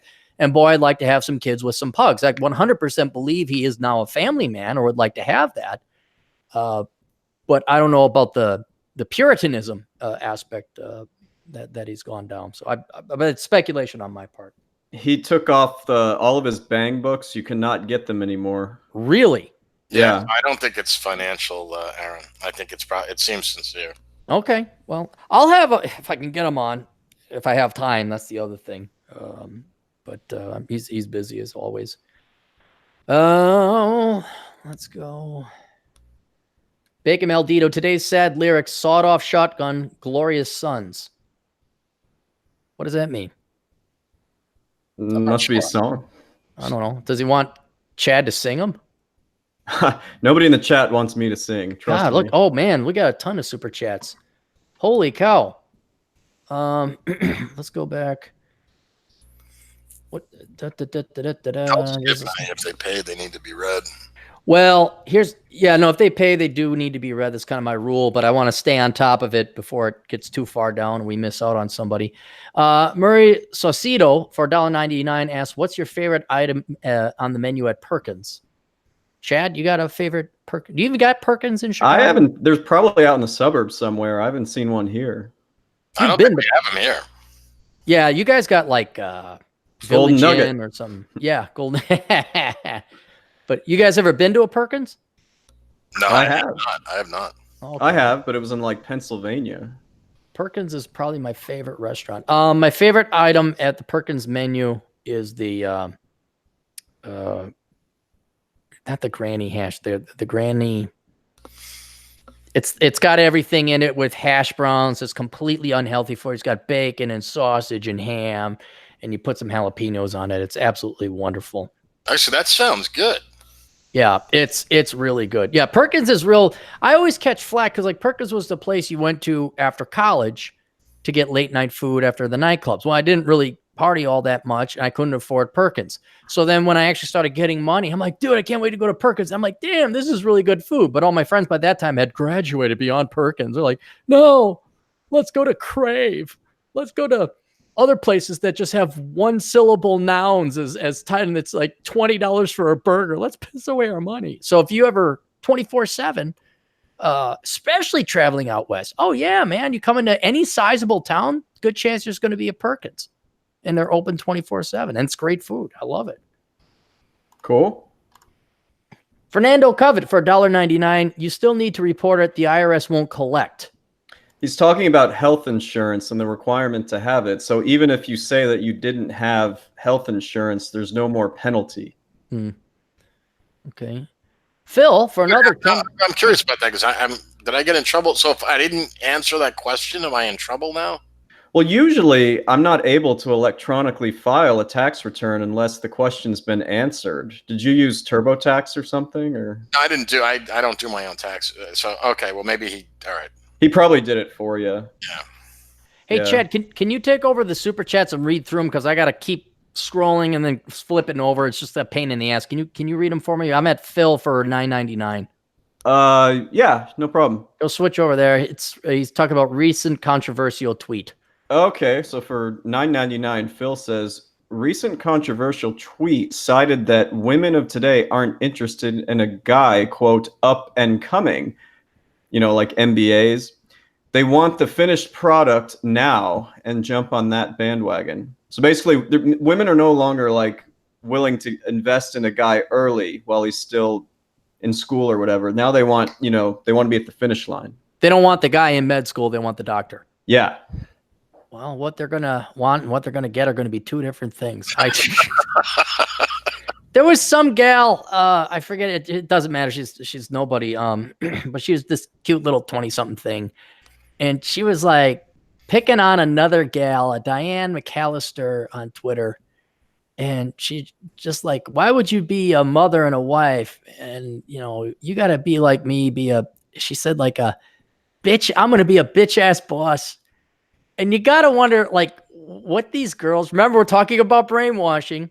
And I don't know if you noticed the cacophony of school. Does the cacophony of school, the environment these young ladies are brought up in, do they teach them about hard work and sacrifice and the postponement of consumption and compounded interest and STEM? Do they teach them that?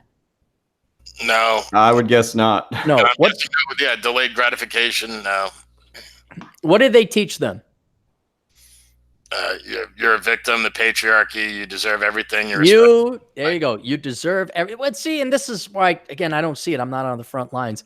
I find it appalling that, Chad, when you're going out, you're doing the swipe thing, whatever app, okay? Have you ever swiped on the fat chicks? I'm trying to find out, have you had an instance, and John, maybe this has happened to you too, but I think you're more like a hermit like me. Have you ever had the instance where there's a gal talking to you or hitting on you, either in the real world or online, who actually thinks she stands a chance with you? Has that ever happened? You're like, what the fuck? So this is years ago before I met Cuddly Wookums. It's probably even worse now, but it actually can harm your self-esteem being on these. Chad, that's exactly what I was thinking of. Yeah. I was at a party and there was this cow who was thinking that like she was coming on to me and I was like, my God, have I deteriorated like that? This girl thinks that I'm in. When you no, said you're right. It was a blow to my self-esteem. I mean, I was like, wow, oh my God, When you're only getting interest from the fattest, ugliest women, sometimes they have kids because they say, oh, single mom of two. That and don't talk to me if you don't appreciate. Yeah, I've seen those. Yeah, but that can be a mind fuck. So that's why it's so skewed there, and it's not a good place. But see, do you guys take that personally then? Or do you realize it's because society has changed? I mean, this gets back to the...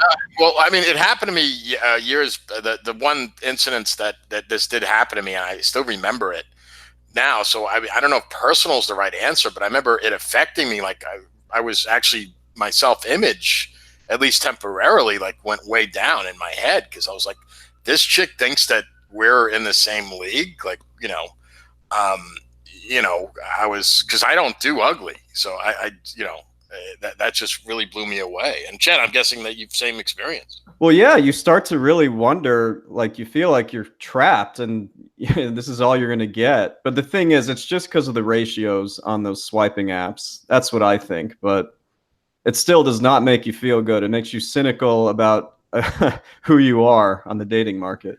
Well, and this is why I bring up what are women taught in school, and they're taught that you can have everything, you can get everything, blah, blah, blah, you're entitled. Also the nature of that they get their attention fixed through social media now and the internet and stuff like that.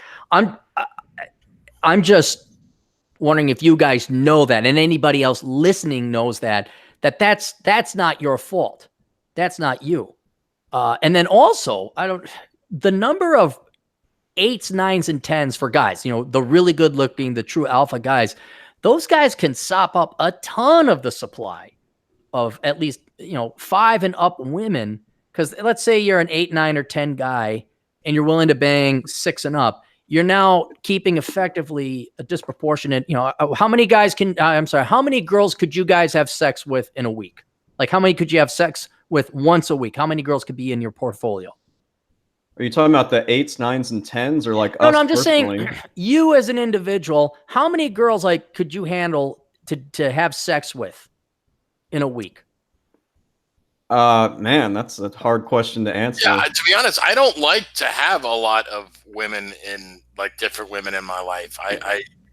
They the idea of spinning plates, I have no interest in that. It's time consuming. It's a headache. I know. I'll never do that. I'm not asking if you like it.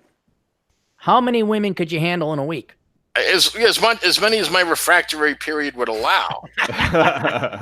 All right, so John's in the double digits. Chad? I mean, as long as it's not tax season, I'm sure I could handle a handful, you know? You do your 4 or 5 for the good cause? I mean, I'm here to help. Yeah, it's very selfless of you. You're a good man. You're a very good Christian. I'd say maybe 4. I'd like to have a 3-day Sabbath, maybe 5 if the girl's hot enough. But my point is, that's the average guy. I think an average guy, especially if you're younger, you could take 5 up to 10. You know, some guys are. Let's just call it 7. Okay, 1 a day. You're taking your pills 1 a day. If these guys can keep 7 women off the market, you basically eliminate all the good-looking girls, because these girls have it in their mind that they can get this 8 or this 9 that they're sleeping with, when this 8 or 9 guy has no interest in the 6 that he's banging, which I have to jump in. This causes one of the worst unintended consequences around. So if that girl, gets used as a fuck buddy by that 7 or 8 or 9 or 10 guy, when he ultimately dumps her and she thinks that she's in that league, what do you think is going to happen to her as time goes on? She's going to keep going for the 8s, 9s. And when she ultimately fails and gets to her, gets her late 30s or even 40s, there's no going back, because even if she lowers her standards, she's going to be unhappy because she always feels like she's in that league. It's right. The term alpha widow. Have you heard that term? Alpha widow. Yeah. I have heard that. My point that I'm trying to get to you guys, especially with the dating and all that, is, and anyone listening, this ain't your fault. This is not your fault that if you go on Tinder and all you get are 3s and 4s, because I think that these guys can satisfy these women, quote unquote, for quite some time. And if one guy trades out, she'll go and get another guy until she's 32, 33, and then she'll trade out. It will never dawn on them to go down. And so I guess it is maybe that bad. Maybe the dating is that bad. You guys are saying it's that bad, but I think it is. I would just give advice. Like, I don't mind banging single moms. So they got to be good looking. I mean, I have no interest in having any sort of serious relationship with them. But there's good looking women that are single mothers. You just bang them and you take precautions. You don't use your real name. You don't let them know what you things like that. But I mean, you don't drive there. You take an Uber. I mean, my name's Chad Elkins. I'm from Chicago. I have an alias. Your business cards, Chad, so you might get some calls. But no, I mean, I'm serious though about the. There's nothing wrong with tapping that market if they're good looking now. Just make sure you don't ever have a relationship with them. But as far as you gotta get the poison out, and. I'm not telling guys not to have. My concern is more psychological, because when think about the millennials and what they're going through now. They did everything right. They're supposed to have a job. I remember graduating damn well near the top of my class. What the fuck happened? There are instances in life where society is wrong and you're not the one at fault. So, John, when you saw that fat sow come up to you and think she actually stood a shot with you, you should be like, oh no, that's society's reflection. Guys, you go out there, you work out, you ask this girl out, and she's like a 6.5 and you're a 7, like, I should have, and then she snubs you, don't take it personally. Don't let it get you down either. I've had a very interesting experience in life, because my weight throughout my life has fluctuated wildly. I'm talking 100 pounds gains and losses. Yes. So I've been there was a period in my time in my rock star 20s, I call it as a joke, where I was in incredibly good shape. I worked out, all the time. I was doing martial arts. I was every weekend I went out, I hooked up. I mean, literally, I was just every weekend I could pull a good looking girl, 7 or better. So I know what that's like.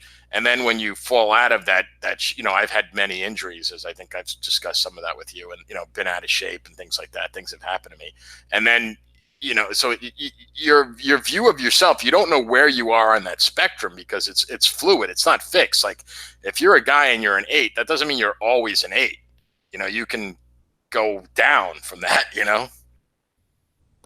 Yeah. What, Chad? What was your story? You said you were going to tell us about, like, you were online and there was some gal, or what happened?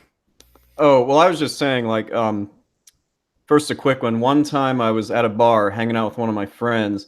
I made the mistake. I went to the bathroom and I left my phone unlocked. So he thought it would be hilarious to go on Tinder and like swipe right, like all the cows, like everyone. So I didn't even check it until the next day, and it's like all kinds of matches with the fattest, ugliest. Just I can't even tell you. And so and this was a few years ago. Is So is this a friend of yours I know? No, it's not anyone you met. Oh, but God, I gotta meet like this him. guy. Yeah. You'd like him, yeah. So if that was like 4 years ago, right? How much worse is it now when it's become even more skewed?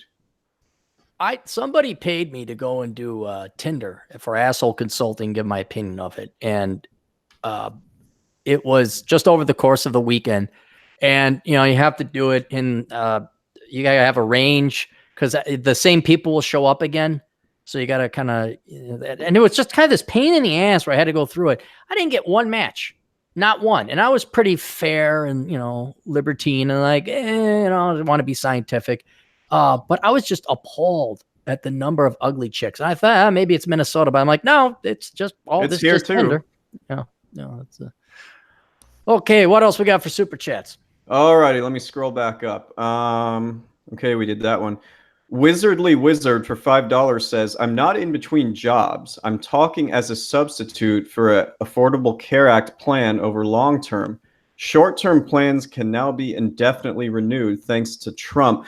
Yeah, it's like we were saying, there's no more penalty for not having health insurance, so you can get whatever one works for you.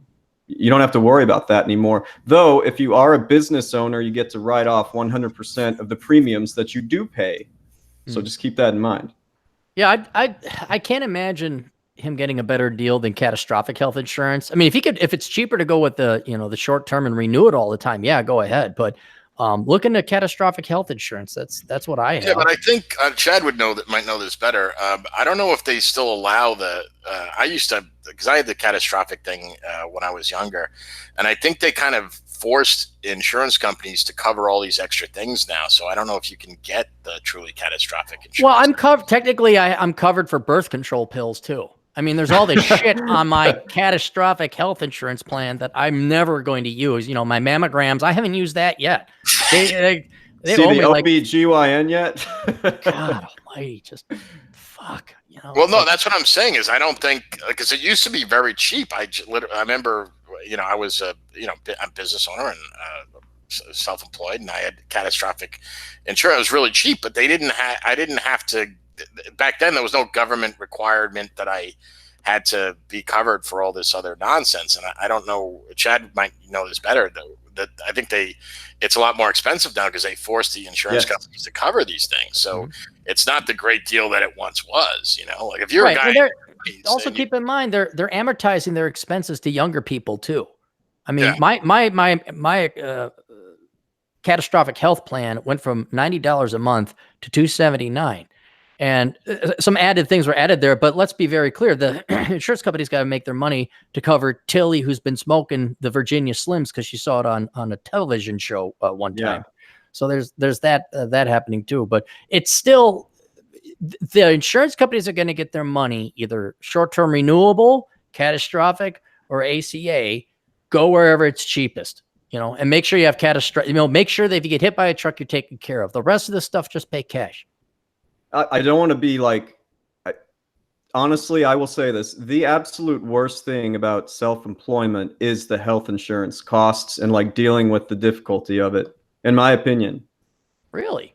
Yeah, it's well, I use the marketplace, healthcare.gov, and that is just one big shit show.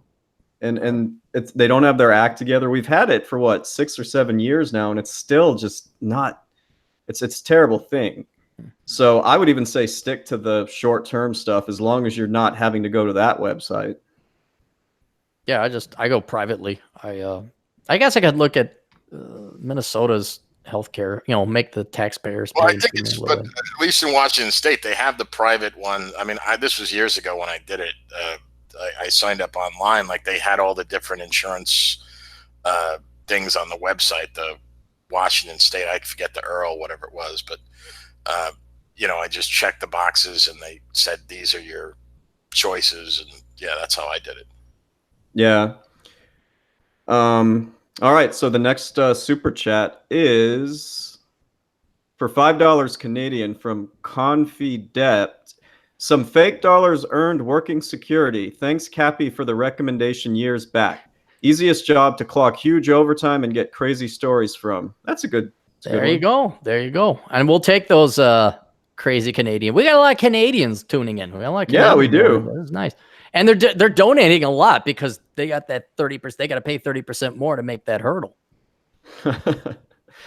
Alrighty. So Nonstop Dre 360 for $4.99 American says, would you recommend becoming a peace officer to make $80K or staying in college for computer science, getting paid by the GI Bill to get my degree? I'm 22. He had a similar question a couple days ago when we were doing this. Oh, cop for 80 grand Canadian, which is like 60 grand US, or computer science.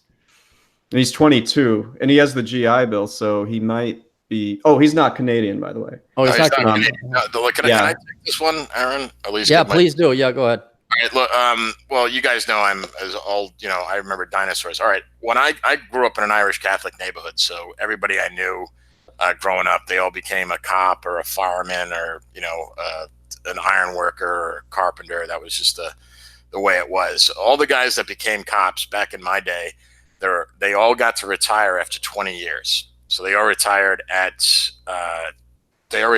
40 to 42, depending on when they went in the academy, and they got a pension. So that they get, now they changed the pension where I think you have to be 25 years. So if you're in the United States and you could be a peace officer, if it's at a large city or if it's a state, I'd go that route. And also, they also have lots of incentives if you become a cop that they want you to get educated so you can get a degree, and usually they'll subsidize it to some extent. Like I know New York City, for example, does that. So I would go the peace officer route. It's a government job. You can't get fired. You're going to have a pension that's literally, it's written into many state constitutions that they actually have to pay the pension. They can't pull the bankruptcy shit on you. I would go for that, unless you have some aversion to that type of work. I was going to probably echo his sentiments. Like, while you're young and you can do that now. Because computer science will always be there, and that could be like your white collar job when you're done and you're retired and you can't run 10 miles chasing after. And also, if you're a peace officer, like here in Seattle, like you can work privately as well if you want to earn extra money. So like a lot of the stores in Seattle, they have cops there that are they're in uniform and everything, but they're working privately, earning extra money. The same at construction sites and things like that. So that might just be your base salary, but there's lots of other ways you can make money. And there's always going to be OT at a job like that, when the president comes to town or there's some event or a riot or something like that. So I highly would, the peace officer type of thing and that kind of job, I would say, yeah. I'd just stay out of cities. The only thing I'd add to it is if John says to work in a major metro, I would advise against it. Well, I wanted to add something quick about that. That is the single reason why Chicago is becoming the next Detroit in terms of like they're bankrupt in this city. They have all these liabilities to fund the pensions for all the cops and everything, and they just don't have the money. Yeah, but they're duty bound to pay it. Right, So exactly. they have to pay.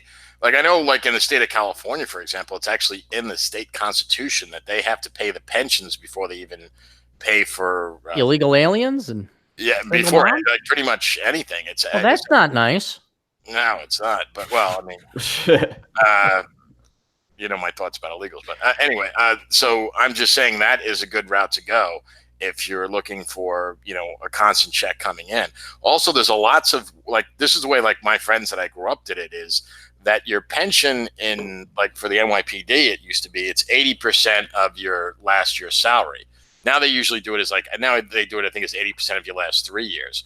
But the way they used to game the system is that if people know you're putting in your papers that year, that was the expression they used, is like, okay, well, Jimmy's putting in his papers this year, so if he needs overtime, let him take it, you know, because they don't want a certain amount of. So you would jack up your last year's salary to be like, you know, twice what, you know, you normally make. So your pension in many times is actually higher than what your salary was, because you rigged it. So there's all sorts of things like that too. And there was things in their contracts where they let them, quote unquote, cash in their sick days and things like that. So I would recommend the piece, if you just purely the economic point of it. I don't know the other things about your life, and you know, there's some people just don't like that kind of work. So sweet. Next one. All righty. The one after that is from Jake Remington for $2. I'll field this one. He says, what part-time CPA jobs are there for minimalists? So what do you think happens between about early January to, say, mid-April? Can you think of anything that is slightly more on the part-time I don't know. You should go strip club down in Boys Town, Chad? Is that what you do? You know, that was where I was going, but now I've lost my segue. No. Either assist taxpayers, you know, go work at H&R Block, or just have your own firm. You can, if you're a true minimalist, you could just work those 3 months and be done, right? You get right. Yeah, but they're 80. But Chad, you work like 80-hour weeks during tax season, don't you? I mean, it's horrible. It's a nightmare. But you know, I make, I'd say, 75% of my money for the year during those months, so it's not really that bad the rest of the year. And if you want to be a minimalist, you don't even really have to work that hard. Just go to H&R Block and say, hey, I can work these hours and this hours, and you're good to go. There you go. And also, you can take summer jobs, because a lot of times you get maternity leave and everything. So there's a lot of part-time jobs available. I used to take them, but not anymore. You used to take maternity leave? What? No, I used to take those. Remember, I told you this. I used to take those part-time jobs. Yeah, so that you remember what corporate and office life was like. So you go screaming back to working at. Yeah. No, I thought it's the best perspective ever. Yeah. I haven't done it since 2016, but yeah. Yeah, I keep thinking, oh, I'll go back, and like, no, I don't want to. For two, wow. What currency is UGX? 2000 UGX. No, it's not UGX. See, Ugandan? I don't know what 2000 is. Well, take your bets. Ugandan, UGX. Before I type it in, I'm going to say Ugandan. Does Ukraine have its own currency? Yes, Ukraine is its own country. UGX to US dollar. What is UGX? Uganda. Damn, I'm good. Oh, Uganda. I am the world's great. No, wait, that's USH. UGX. Hang on, currency. Uruguay? I'm going to guess Ukraine. I'm still going to guess 2000. Ugandan shillings. I should have known that. Shillings. There what is the conversion? 2000 to 1. Oh, the conversion is multiply it. Hang on. Multiply it times 0.00027. Oh, so this is less than $1? Probably. Move the decimal over 5 spots. And I think you owe him money. And then divide by 4. Oh my God. What are we? Like 30 cents? Well, at least he doesn't have a question. He's just saying true inflation when compare art to everyday prices. Bit of a random comment, but hey, we learned a new currency today. We got a listener in Uganda. All right, cool. Maybe knows O'Shea Jackson. Maybe O'Shea goes down there occasionally. Well, I've been there, but I wouldn't go again. No, I'm not going to Africa. All righty. So for $2, Jonathan Flores says, "Here, have some lunch money." How much? $2. All right, good. I'll take that. American. What kind of lunch can you get with $2? I want to know. Well, it's kind of funny Bell. how I'm measuring like these donations is like you get the little twofers and all that. I'm like, That's a fifth of a cigar. And then I kind of keep a tally in the back of my head, like, we're at a cigar and a half now. We're at a cigar and 3/4. And so That's like on a Cuban, that's like what, one puff? But anyway. Oh God, yeah. Depends on the Cuban you want to get. Okay, so for $5, James Rankin asks, what's the best route to take switching from working as a butcher 70 hours a week to working as a programmer from home? What's the best route? Boot camp, I'd say. Yeah, learn to code, not in a facetious way. Yeah. I mean, you can go to school, but that's the thing with coding is to learn such a specific skill and a set specific group of languages that are out of date 2 years in, because you got to stay on top of it. It really negates the point of having a college degree where you got to go take buttfuck studies or whatever the hell the liberal arts college one, and diversity studies and Lord knows what else. Yeah, I just go to boot camp and I'd prepare to hunker down. That's what I would be doing. And then you can work from home. That's it. And I would also, just with the caveat that unless you have like an aptitude for that kind of work, I mean, butcher to I'm not, What are you saying? He might butcher the language there, John? Is that? Okay. And have any of you guys heard of somebody named Jada Stevens? No. Oh yeah, I think that's a porn star. Is it? Huh. Well, anyway, Murray Salcedo for $1.99 says, on a scale from 1 to 10, Jada Stevens. Stevens. Who wants to Google image it? I'm Googling her. Oh, she's well, hang on. Let's get more pictures for research. Whoa, big ass. Okay, hang on. Whoa. First thing that came up was Jada Stevens' porn video. Whoa. Pornhub was the first link. Whoa, that is a big ass. Yeah. You good looking? I haven't seen her face yet. We can only see that. Okay, here's a picture. Who does she look like? I mean, she's not ugly.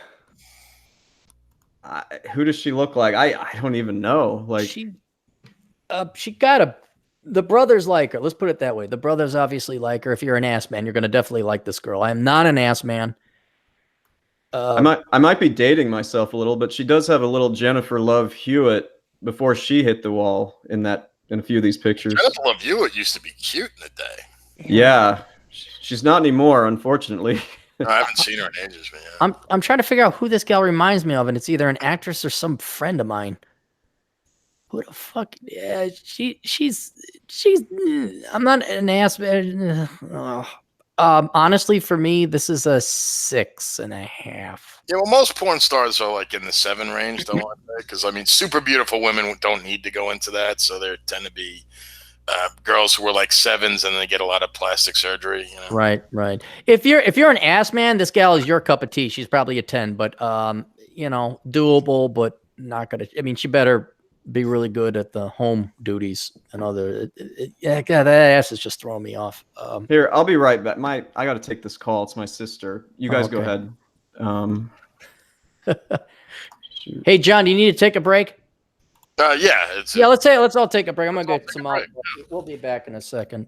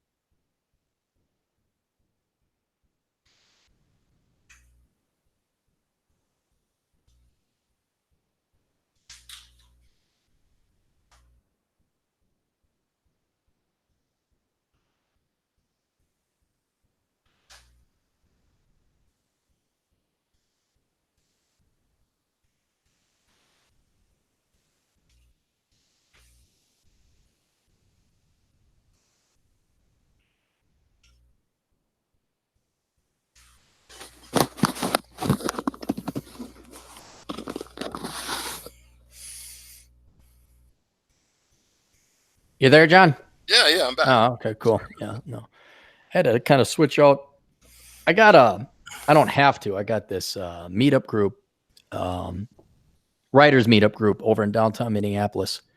And there's like different ways you can take to use you can avoid the highways and all that. But all these meetup groups that I've been going to are just kind of really lame. And now I'm wondering, like, maybe I just want to head off into Wisconsin and ride around and do the St. Croix, Mississippi. But but did you? I'll ask you this question though: did you promise a specific person that you'd be there? No. This is a matter of fact. I'm gonna crash it because you're supposed to notify meetup groups when you're showing up, and most people don't. You're just like, you show up. But looking at them, because it's in Minneapolis, and you look at the writers, and it kind of adds up to what you think would be. Like, none of you are making a living at this, are you? You're because they'll say, "Oh, come on in, we'll write for an hour." I'm like, real writers don't just write for an hour. You bang out, like you might take a 10-minute break to go eat, but if you're in the zone, you keep banging it out. You don't write anything in an hour. I mean, you can just get your bearings in an hour. And so what? Oh, no, I was saying, I'm sorry about that. My dad and I are doing my sister's very complicated tax returns, so I had to take that call. Oh, okay. Doesn't your dad know how to do it? Did he consult you for advice? Well, my name is on all the returns, so that even if he prepares them, it's not my name is on it. So I want to review it too. Right, you know? Right. But anyway, so I have a feeling when I go there, it's going to be a bunch of hippy-dippy leftists. And I'm actually surprised, Aaron, that doesn't seem like your speed, the idea of a meetup group. I'm kind of surprised that you... Dude, it's because there's nothing else. Like when you're in your 20s and your teens, everybody is single, everybody is young, everybody has energy. Now there's no one. Especially now, if I was married and I had kids, well, then I'd be driving kids around to pick up practice or hockey practice or flippy flip gym practice like my other friends do. And then I'd be going to bed at 8:30 or 9 because I'm too damn tired. I would never be working out, and it sure as fuck would not be driving across the country on a motorcycle or flying here or flying there. I mean, it is a desert. There are very few people left if you stay in shape. You're a minimalist. You've done your budgeting and your finances right, and you have a budget to go out and play. Because I'll say it again. It's the three things nobody really has: time, money, and stamina. Because you might get somebody who has time, but they don't have money or stamina. You might get somebody, who's retired. They got the money, they got the time, but they don't have stamina. You got a young person, but they don't have the money. So, well, no, that's interesting because remember we were talking about, time before. Like, I'm thinking about, you said, and relationships are the most important things in life. I agree with that. The quality people I have in my life, all of them are married.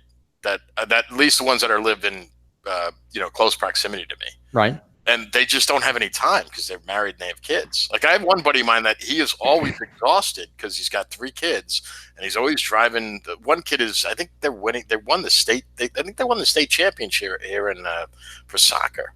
But he's got no fucking time. Right. It's just, do you have wait till the kids are out of the house, and then guess what? What? They're tired. Are you? You're older than me. Don't you have the couples that are tired? Or your buddy who's tired. Oh, I can't go. I'm tired. You're not running into tired. I guess. People just don't say that. They probably come up with some excuse. They say something else. Yeah. Wait till you run into tired. Wait till you. I mean, because when you're getting back to what we're talking about, younger, I want to go to Disneyland. Oh, I want to hike mountains. And everybody wants to be free. They want to ride their motorcycles. They want to hike, and they all say they want your life. And then we're like, hey, I got a weekend. You want to head out to the Black Hill? Oh no, man, I'm kind of tired. I haven't fired up the bike in a while. Let me ask the wife. Oh no, she probably won't let me go. And then just like, that's why I go to meetup groups. Because there's like the GF, there's you guys that I meet, occasionally, but we're all very far apart. So it takes some investing to go and see. But you think about, take the top elite group of people within this community that we all hang out with. There's 15, 20. You throw Beckloff in there, Cooper, Terrence Pop. Not everyone I visited either. Matt Baldoni I visited, Chad and I have met. TJ Martinell, those guys. that's what, one person per how many million square miles? Yeah, Yeah. and even then, these guys, Martinell's got a real job, sort of. Pop's got a real job. Chad is gone 4 months out of the year, and so if I want to go and keep this thing stimulated at all, love the girlfriend to death, she'll drive me fucking nuts if I don't, get away after a while. And so you go to meetup groups, and they're so far, the success rate is like 1 in 12 because you're running into normies, conformies, and feel like you guys ever hear about the horrible time I'm having just trying to find a Dungeons and Dragons group that isn't full of spurgs and tards and autistics? Is that even possible? Yeah, I was gonna say that's a contradiction. Hey, Yeah.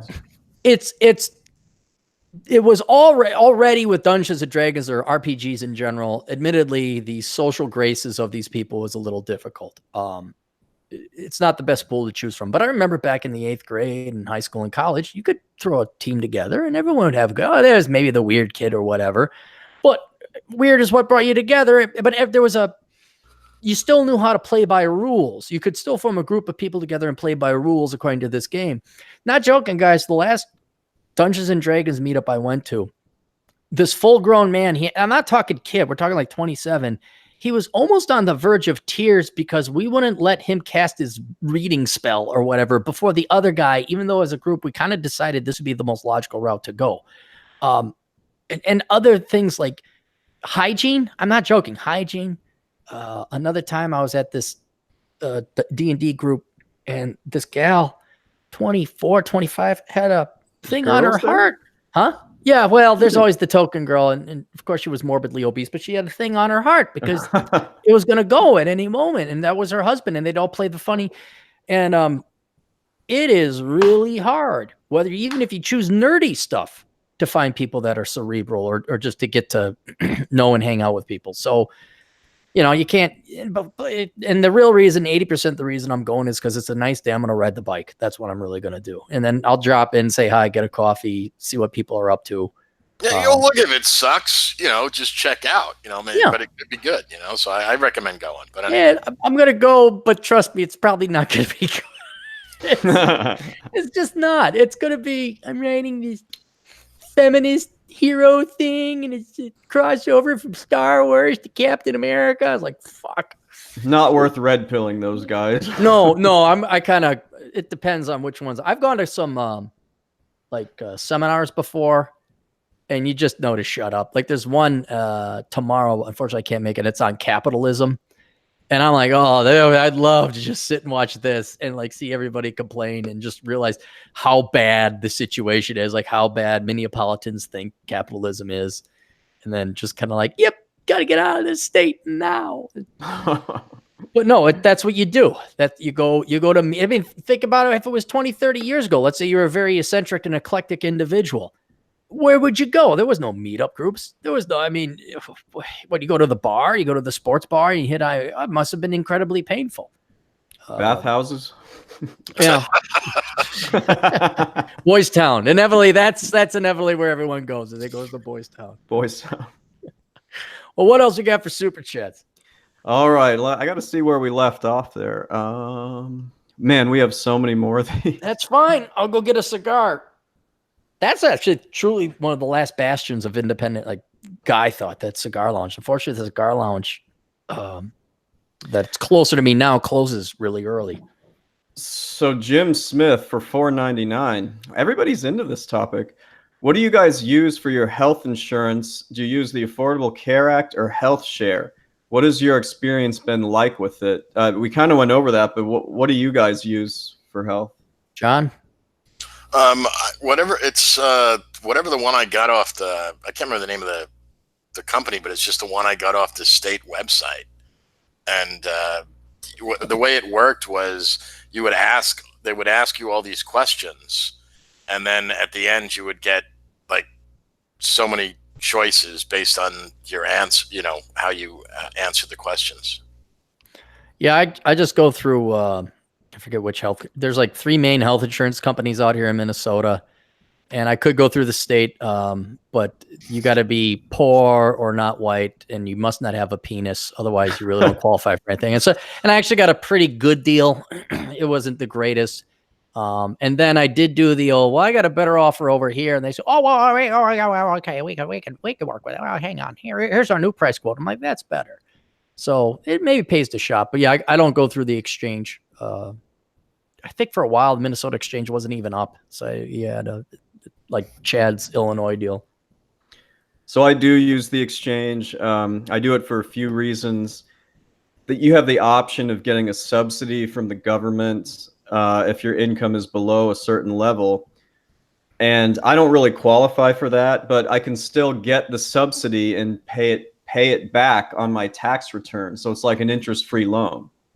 So that's one reason I do the exchange. And the other reason... You whittle an extra 30 cents out of the man on that one there, Chad.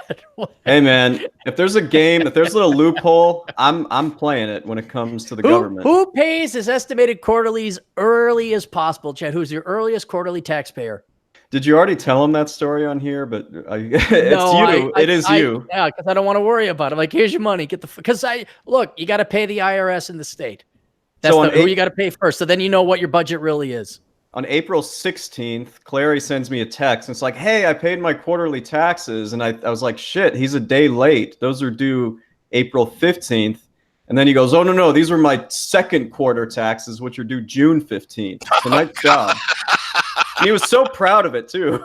Got on the spot, man. Had my coffee, woke up, said, get to pay those fucking taxes. No, I never heard anyone being that early. But I'm not, I like it.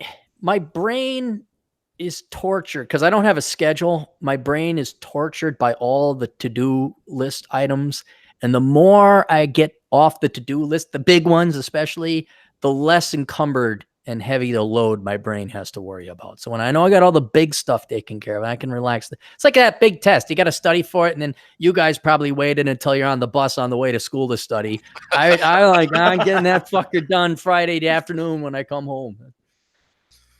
All righty. Well, so you are number one in that respect. I've never had a client pay them as early as you. So there we go. Good for something. Okay. The next one. So many of these. It's horrible. Just horrible. I know. For $2, Josh H asks, is personal/athletic training a good career? So like being a personal trainer. No, fucking don't even, no. Stop being a lazy fuck and go be a real, why don't you ask if you could become an EMT next time? I say no because I got a couple that are clients. They just don't make that much money. I mean, I don't know what kind of hours they're working, but they're not making anything. It's a great part-time job, because everyone's got to come in after. I'm not saying don't do it for a little bit of scratch on the side, but that is not a fucking thing. Neither is being an EMT. Knock it off and either pick a real job or go into the military. There we go. The personal trainers I know all have basically full-time jobs. They just do some training or teach some exercise classes on the side. Mm-hmm. Yeah, if you're like one of those gym rats type of guys, and you're young, you could do that because you could work out for free. Usually, there's some the deal you work out with the owner. Yeah, the club that where you train.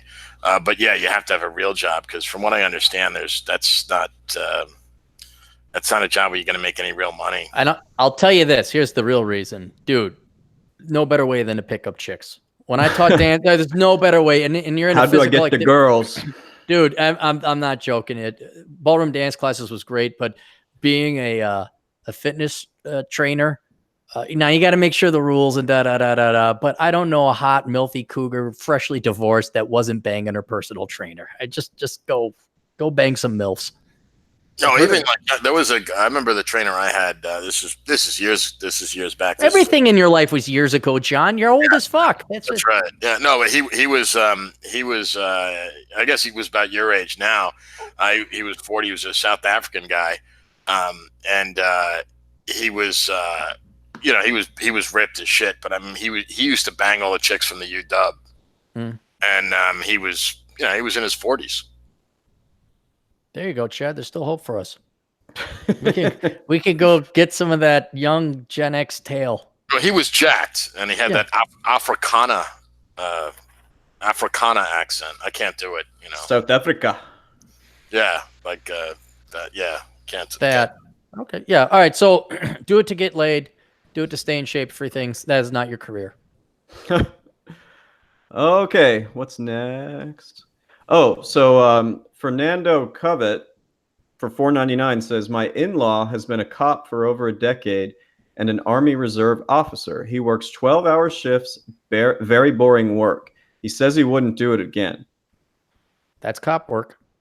I mean, if you're a cop, isn't it better that it's boring instead of getting your ass shot? Yeah, at? but that's true. But that's your daytime. I mean, we worked with the police department. We were part of it, and that security. You just patrol, and it's not that it's like war, but yeah, that's saying it's hundreds of minutes of sheer boredom with 2 minutes of terror. That's kind of what it is. Except it's not really terror. It's like you're chasing after a bad guy, or there's a naked guy who's drunk, or maybe there's a fight at the bar.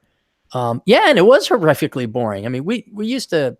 What you didn't want was St. Paul, because they had different zones, and there's the Minneapolis campus. There's also the St. Paul campus. So don't worry, the Carlson School of Management is located on the Minneapolis campus, as it should be. Well, I just want to say on this topic, when it comes to these type of jobs, you really have to take into consideration your personal temperament, your personality style. For example, I have a friend of mine that's a King County deputy sheriff, and he actually gave up a job. Very bright guy. Gave up a job as a criminal defense attorney. I owned his own firm, had 3 other attorneys working for him, to be a cop. Wow. Yeah, but if he's looking for an exciting job, he's going to have to go like SWAT or some kind of special ops, or just going to have to work a beat that has like a party scene, like a bar crawl area. But like I was saying before, you didn't want to get sent to St. Paul because that's where the agricultural students were. And what else? Why would agricultural students be worse than? No. They're well behaved. They're boring as hell. They're a bunch of farm boys. Yeah, nothing happened in St. Paul. You get what's that? His motivation was, because I was curious about this, because I remember when he was in the process of making the shift. Mm-hmm. He said it wasn't about the excitement. It was the what he called the sense of brotherhood. Yeah, that's a huge part. That's awesome too. And for him, that meant something. He's not married, no kids, and that was just that was his thing. You belong to a team. You show up for roll call. But some guys don't give a shit about that. I said, it's your temperament. But the guy who sent us the money, our client, the ones we give a shit about. Yeah, dude, if you don't like boredom, don't do it, because it really is, unless you're in a hot area. But my God, I mean, I'm not joking. You know what one of the most exciting things that happened in St. Paul was in my entire 3.5 years there? Saints won a game. That's good. That's good. A cow got out of the barn. What? Because it's agriculture. They got bovine sciences. They actually have cows, the milking and all. A lot of science goes into that. And a cow got out of the barn. That was one of the most exciting things that ever happened on that campus. But otherwise, it's just dead. Yeah, and it was painful. You didn't want to go there. You want to be West Bank or something like that, where there might be a little bit of action. The drunks and the potheads coming out of Good Times Cafe. That would be maybe get some excitement there. But sounds all right, what delightful. Else? Okay, bacon for $5.56. Oh my, he's not gonna have any money left. Now this is a big sort of like block text, but you need to know it has 3, whatever you call them, parentheses. Yeah, so this is meant to be in that tone. Echo, echo, echo. So I'm a Seattle model with more curves than the former block texts. If you don't think big is beautiful, you're sexist, and we still need the Pacific Northwest cast. Echo, echo, echo. I should do my Jewish accent. Oy vey. Hey, it's the Clarey podcast. How are you? Would you like a bagel? All right. Dude, have you guys ever been to Phoenix? Yes. Have you guys been yes, I have. Have you guys ever ate at Chompy's? No. Oh, God. The best Jewish deli ever. My God. The best Jewish deli is Carnegie's Deli in New York. Okay, all right. Maybe it might, but okay. If you're ever on the west side. Did you ever see the sandwiches of Carnegie's Deli? It's impossible for one person to eat that whole sandwich. They're so big, yeah. Is that the one that the Impractical Jokers occasionally film at? You guys know that show? I haven't seen it. Yeah, I don't know. Okay. Yeah, it's not like possible for. Well, maybe if you're like a, I don't know, like a. Maybe if you're like the fat chick in that picture, you can do it. But you can't eat this whole sandwich. I mean, it's like a joke. You can't eat it. It's like your meal for 2 days. Yeah, that's Makes it Chompy's so too. good. Yeah. I mean, that's Chompy's. Yes. Yes, it's very good. The food is very good there. Hey, how do you know that a bagel is a Jewish invention? No, hey, no. Only I can pick on it. We're not doing any of those jokes. That's only I get to do it. All right, what else we got there, Chad? Okay, so Wizardly Wizard, who's already He's donated. Yeah, quite a him few, and a lot of guys have been very kind. So for $5, I hadn't actually heard about this. What do you think of Buffett's 90% index equity and 10% cash retirement plan? You withdraw or sell during upturns and live off the cash during downturns. I hadn't heard of this. Did you? No, I haven't. I'm presuming Berkshire Hathaway. Yeah, that's Buffett's. Yeah, that's the name of his thing. Yeah, but see, that sounds all well and good, but it's depending on what the market is, what the trend of the market is doing. Like, if you applied that strategy, let's say, like in the early mid '70s, where there was that like super long nothing stagnation, like it wasn't the market was going down, it just wasn't doing anything. Mm-hmm. So. It really depends. I mean, my theory on the market is, and we're not allowed to give specific financial advice. We can say what we would do. But my theory is that the market is going to have to keep going up, or there's going to be like a Mad Max financial apocalypse, because everybody is invested in the market now. Like, like we were talking about pension funds. Where do you think all that pension money goes? Goes in the market.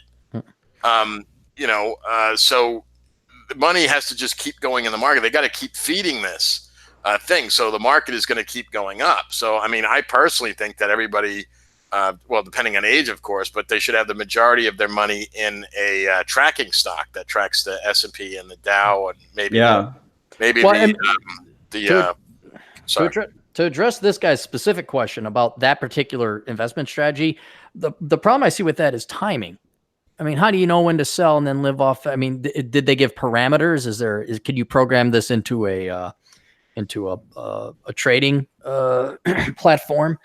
I mean, you can do that now, like with online. I used to do a huge amount of trading. You can do it where you could say when the stock goes up at a like say a 5% increment to sell, and then you can have what they call tracking stop losses. Right. Trailing orders. Yeah. Yeah, so you can how, what kind of money are we talking about here? And there's still risk. So yeah, I'd have to look at its past performance to see how it works, but that's the real issue. It's like, well, you sell it when it's going up. Like, okay, when it's up, do you sell it? Because it's very hard to time. Though it's not hard, it's impossible to time the market. You get lucky. So I have no opinion of it because I haven't seen its past performance. But historically, if there's records of, Warren Buffett has a great record. If you want, just invest in Berkshire Hathaway. Maybe it takes some profits every once in a while. You don't have to do any of the work if he's doing it. Yeah, buy it, As long as he stays alive, tickety tock. Oh yeah, what is he, like 90? He's pushing it. Yeah. Just one quick thing. ANMS 6891 said that this is the plan that he set up for his wife. Oh. Yeah. Good. She's got a great hug. I never had a wife set me up something. You never had a wife. These strong, independent women always taking the control. Just once I'd like to today you're buying dinner, you're making all the decisions, and you're going to go and do the financial planning. I'm going to sit on my ass. I always get a kick out of like those commercials for like life insurance. And it's always like the guy saying like, "Oh, I have to make sure like I've taken care of the wife and the kid." You never see it the other way around where it's a woman saying, Such bad acting in those commercials. All right, you ready for the next one? Yep, let's go. All right. I'm XZoog HHHFGGJ for $2 Canadian asks, is a business tech degree useless? What's a business tech degree? It sounds like a 2-year thing on your way to an MIS degree. Huh. No, it does. I've never heard of it. Business tech. Well, well, just go tech. What's business tech? Oh, You know, it it's like- sounds like it's people like who we're- study, people want to be like, let's say, project managers of it. It sounds like it's pretty useless. That you're not. Yeah, it's like a watered down tech. Dude, either go become a computer network engineer or not. You know, I would say go become a computer network engineer, and then you will work for a business. You don't need the business. It's not like, wait, you're a computer network engineer? I'm sorry, we need a business computer network engineer. I'm sorry, you certainly are not qualified, sir. Yeah, it sounds like a watered down. Like they have, Chad, you'll be excited. The Carlson School of Management has a master's degree in IT leadership. Yeah? You think they'd let me in? Well, I don't know. You're not you're not really Carlson material. You see, you need to be a dupable East Indian to cash in your family's entire farm in New Delhi, or you need to come from Wayzata, but not be smart enough to get into like Harvard or a real business school like Stout. What kind of money are we talking about? I'm curious because I'm unfamiliar with this. We talked about that. Whew, what to go to get the MBA? Yeah, what kind of money we talking? I think it's $56,000 a year. It was over $50K a year. Yeah. Wow. Yeah. And not only is it a shitty school with shitty teachers and shitty students, it's cold as fuck. There's just I feel bad for these poor East Indian guys that come over because it's warm, India, unless you're up in the Himalayas. And then they land, they're like, what the fuck is this? What? And I had a buddy from East India. He worked over at Cummings Engine. And he was all excited about sledding and snowing. And I think he lasted like 10 minutes. He's like, let's go inside. And he's like, oh, this is very cold. And I'm like, dude, it's 28 degrees. Like, does it get colder? I'm like, yeah.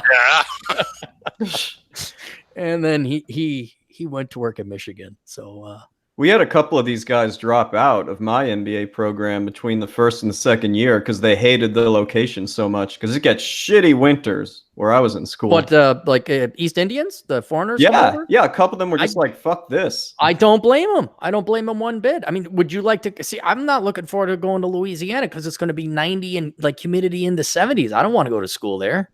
I wouldn't want to work there. Oh, the humidity sucks down there. Oh God. Yeah. Yeah. No, it's like below sea level. So I mean, 70%. Yeah, it's like 90%. It's awful. Oh, it's horrible. It's horrible. All right, what else? All right.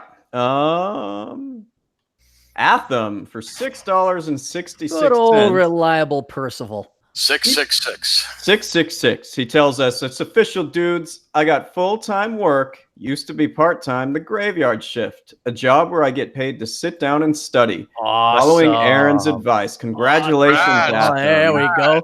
He might. So instead of graduating 2047, he'll graduate 2038. Well, good to hear that, Atham. That's outstanding. I was just thinking, Aaron, you should like once a week have like a trophy for like one of the super chat people that did something really great that you just give it to them. Whoever donates me the most money will get the trophy. Your super chat could be say, "Fuck you, Clarey, die, motherfucker, die." If it's $100 super chat, you will get the trophy. Hint, hint. Alrighty. So for $1, he did this the other day. Jonathan Flores gave us $1, but there's nothing there. No question, no comment. That's all right. Some people just want to give some money. That's all right. All right. Next, James Rankin. He had asked the earlier question about going from being a butcher to being a stay-at-home programmer. And for $5, he's saying, my IQ is 130. I already have HTML, Java, and learning C++. Need to build portfolio and get certifications. Do you have more concise advice? He's looking for something more specific about how to make the transition. Just keep doing what he's doing. He has the intelligence. He has the skill. He already knows how to do HTML, JavaScript, and all that. About the only thing I would do is go and see which programming languages are most in demand. I got a video that's almost 6 months old, which may be outdated by now standards, but it looks like Python, R, Ruby, SQL, and then your standard C#, C+. But yeah, he's just got to go get certified and put together a portfolio. What else do you want me to do? Yeah, and also I would recommend this guy, like the type of job he wants. Ask to go on one of what they call an informational interview. Anyone want to explain that to him? What that is? Got me. I don't know what. No, I don't have my master's degree from the Carlson School of Management. No, Me neither. Informational interviews, like you're not applying for a job. A lot of places you can just go in an interview and say, well, what would it take to work here? Oh. And it's called an informational interview, and a lot of places will do this. So just do that, or if you have a buddy that's already working in the field, obviously you would already know to ask them. But do something like this. It doesn't hurt to ask. What's the worst fucking thing they say? They say no. No. Yeah. Sounds like an outstanding idea. Yeah. All right, next. This is the last one I see for now. You remember Ray John? Yeah. Is it a gay question again? Yeah. For $2 Canadian, he goes, I haven't rubbed one out yet, and I see Chad. that wins the prize so far. That was the prize so far. You won the internet. Oh, you are a good-looking man, Chad, though. You are a good-looking man. Well, thank you, John. I think so too, John. So now you got two straight guys that think you're good looking. That'll do you a lot of good in your dating life. Even though on Tinder, all I get is the cows that go moo. So the GF thinks you're darling. She's like, thinks you're so cute. She's going to think the beard is too long. I'll watch. Because she said, don't let it grow. You'll be an axe murderer. Yeah, but you didn't let it grow. Didn't you trim it down a bit? I haven't trimmed it yet. Oh, you better start trimming it down. Yeah, you gotta trim that down. Do you guys want to do some quick asshole consulting? Can we do one more super chat? We can do a zillion more super chats as long as people keep paying. Okay. Wizardly Wizard for $2 says, is anyone here a fan of medical/dental tourism? Isn't that where you go to foreign countries to have operations done and you pay less than you would do here? Yes, actually, yeah, I saw that. Huge differences in price. Yeah, I have a person. I never heard the dental one though. I did hear the I'm not gonna fly to India to get my teeth cleaned. But yeah, my good friend Matt Baldoni goes every year to get his teeth done down in Mexico. Oh, yep. And he strongly recommends it. And I know driving my motorcycle down to Puerto Penasco, a lot of American and Canadian tourists will set up shop down there. And it's kind of like a barter town where a guy will have dental equipment. Another guy will have, I don't know, doctor stuff. I mean, you go down there, and if you don't want the Mexican doctors to do it, there's usually an American or Canadian doctor that will do something down there. As long as it's legal, stuff like that. But yes, medical tourism, I'm all for it. You get to visit a country, and it's usually cheaper. It's a way to beat the system. So I'm down to beat the system. That sounds great. We got to do some sponsors before I forget it. Before we go to Asshole Consulting, Praxi, you guys remember Praxi? Yeah, he's back. So Steve went back. He put together what he learned the first round when that came out, and it worked fine-ish. I mean, there was a shockingly few number of growing pains and mistakes with the first rollout. So now he's got the second rollout, and I should be on there. I just did it on my phony phone, set it up. So if you needed to contact me directly for an emergency crisis, or you just wanted to talk to me over the phone, get me on the Praxi app. It's Praxey. I do know that you need to have good internet connection because it's VoIP. And what happened the last time is people would call, they'd wander, they go into a cave, and then they get charged again. I think he's done away with the one-time charge. I'm charging an arm and a leg because now I have to talk to you. And if you didn't know me being an asshole, I don't like talking to people. So if it's something quick, and actually, in all honesty, people who did use the Praxi app, usually like, dude, something just come up, and they were really cool. So I don't want to, deter you guys from using it. But it's $25 for a connection fee minimum. So it's $25 minimum, and it's $3 a minute, which translates into roughly $200 an hour. So have your shit together and ready when you call me. And I think everyone did. But you download the app and you just search Aaron Clarey, and I should have a profile. So it should be up. And hopefully we can bring that back. It was kind of great because I'd be running a lot of times. All of a sudden, practicing, I'd be like, yo, what's up? Okay. Yeah, no. Okay, bye. And it's like, hey, $25. Who's going to Taco Bell? I am. Then we have the Masculine Geek podcast. If you guys would kindly go to their YouTube channel, Just search Masculine Geek. They are halfway to 2,000 subscribers on YouTube. And why is that important, gentlemen? So they show up? They can get the super chats. Oh. They can get their blood shekels. Is that the rule? You have to have a certain amount of Yep, they have 2,000. And a certain amount of hours viewed. Yep. Oh, no kidding. And it's a good podcast on top of it, even if they have TJ on there. So check it out. If you would, please go subscribe. And please subscribe here as well. In the meantime, how many people we got tuning in, Chad? Says 90. How many likes do I got on this thing? 31. Smash the like button, guys. Smash that like button. 2 people dislike us, just so you know. There's 2 people out there. One is a sycophant. The other hates my guts because even like I'll upload a good long video, like say an hour. And after I hit publish and I go to the bathroom and come back 2 minutes later, there's 1 like, 1 dislike. It's like, really? This is what you got to do with your life? This is it?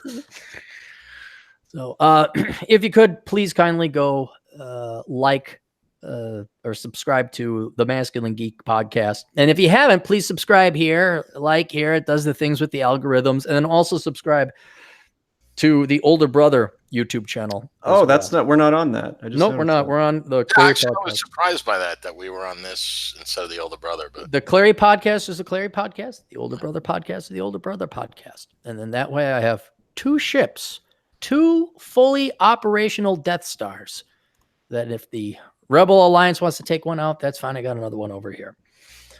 you knew what side Aaron was. You know who Aaron was rooting for when he watched those movies. Anyway, the ruthless efficiency of the Empire.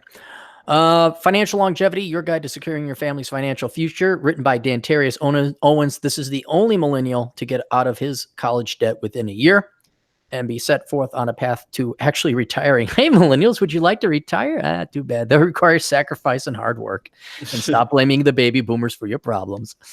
RDKlegal.com. Russell, he does divorce, and that's all he does. If you happen to be in Florida or Illinois and you might get divorced, you think about divorce or you think about getting married, go to rdklegal.com. Do you guys like coffee? yes. Yeah. All right, new coffee provider. I'm gonna totally plug him because he sent me 4 packages. Actually, you know what? I can get it. Hang on.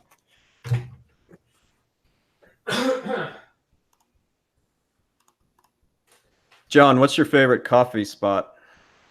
My favorite coffee spot? Well, you know, where do you like to get coffee? Dunkin', Starbucks, local places? Well, yeah. Only reason I say Starbucks is because it's like down the street from me. Oh, okay. Same It's here. it's not that I have it. Well, I live in Seattle. There's a fucking Starbucks Everywhere. Yeah, it's ridiculous. All right, so this is a Cafe Richese or Richese. Can you guys see that all right? Is that showing up okay? Yeah. All right. CafeRichese.com. Fort Collins, Colorado. Hangs out with the great one, probably. I got 4 free things of coffee in the mail. So I just had the first batch now. It was all right. It was coffee. But I think that was his standard blend. So I'm going to try these other blends here. But if you're trying to... beans or was it already grounded? He will send you either. I preferred mine grounded, so he sent me grounded. Why, do you have like a personal swearing allegiance? People like to grind their own beans. It's yeah, no, you can grind your own. So I don't like wasting the time. But yeah, if you don't want your money going to a communist group like Starbucks or Peace Coffee, have it go to Let's a capital. have a conversation about race on my cup.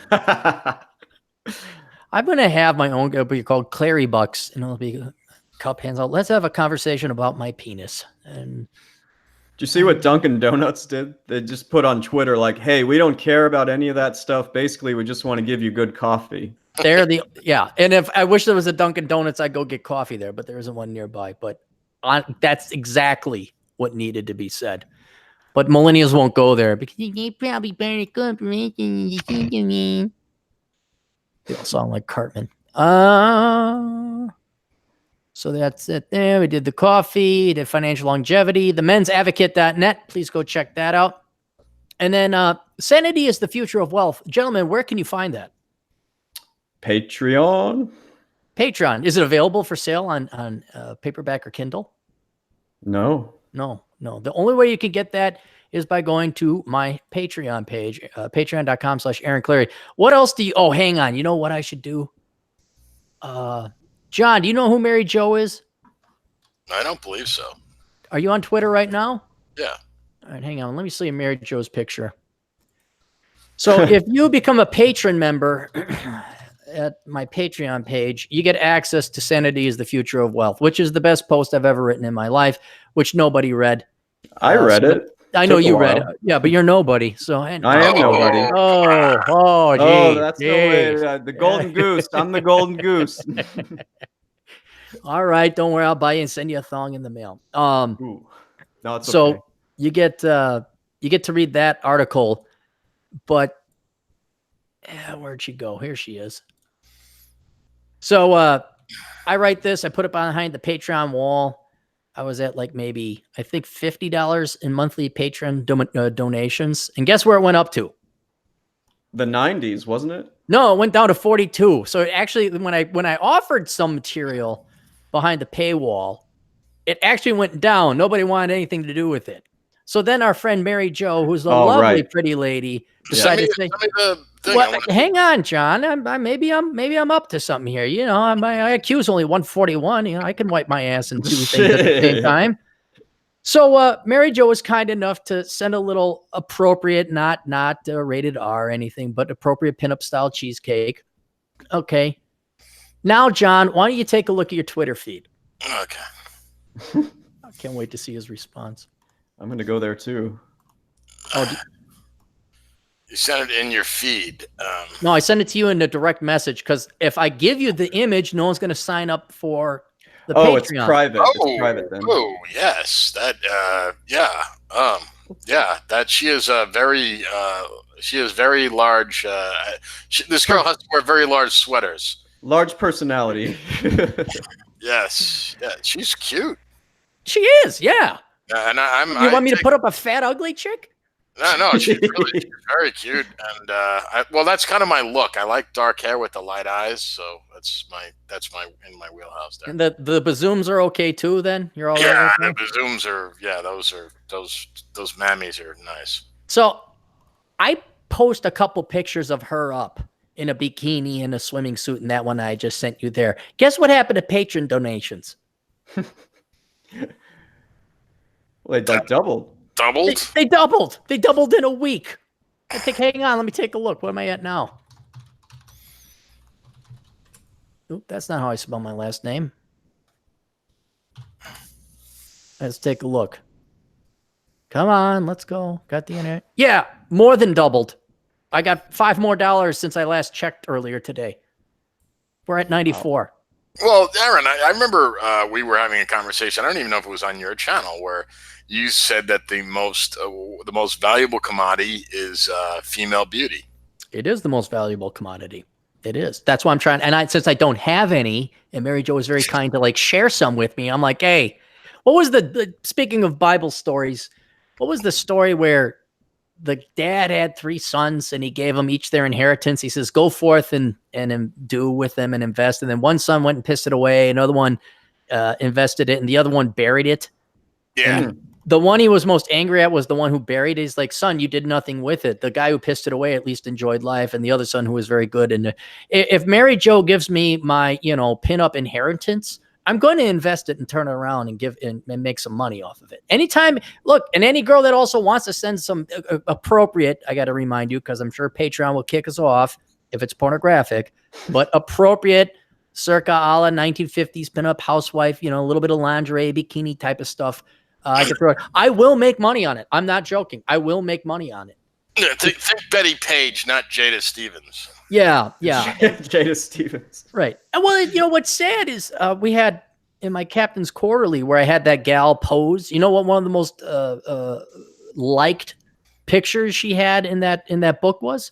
Is No. it the one where she was? I think she was vacuuming or something. She was a 1950s housewife. Had just this nice, pretty blue dress on. It was sexy in a sense, but it was just pretty. It was just, she was beautiful, and that was one of the most highly liked ones.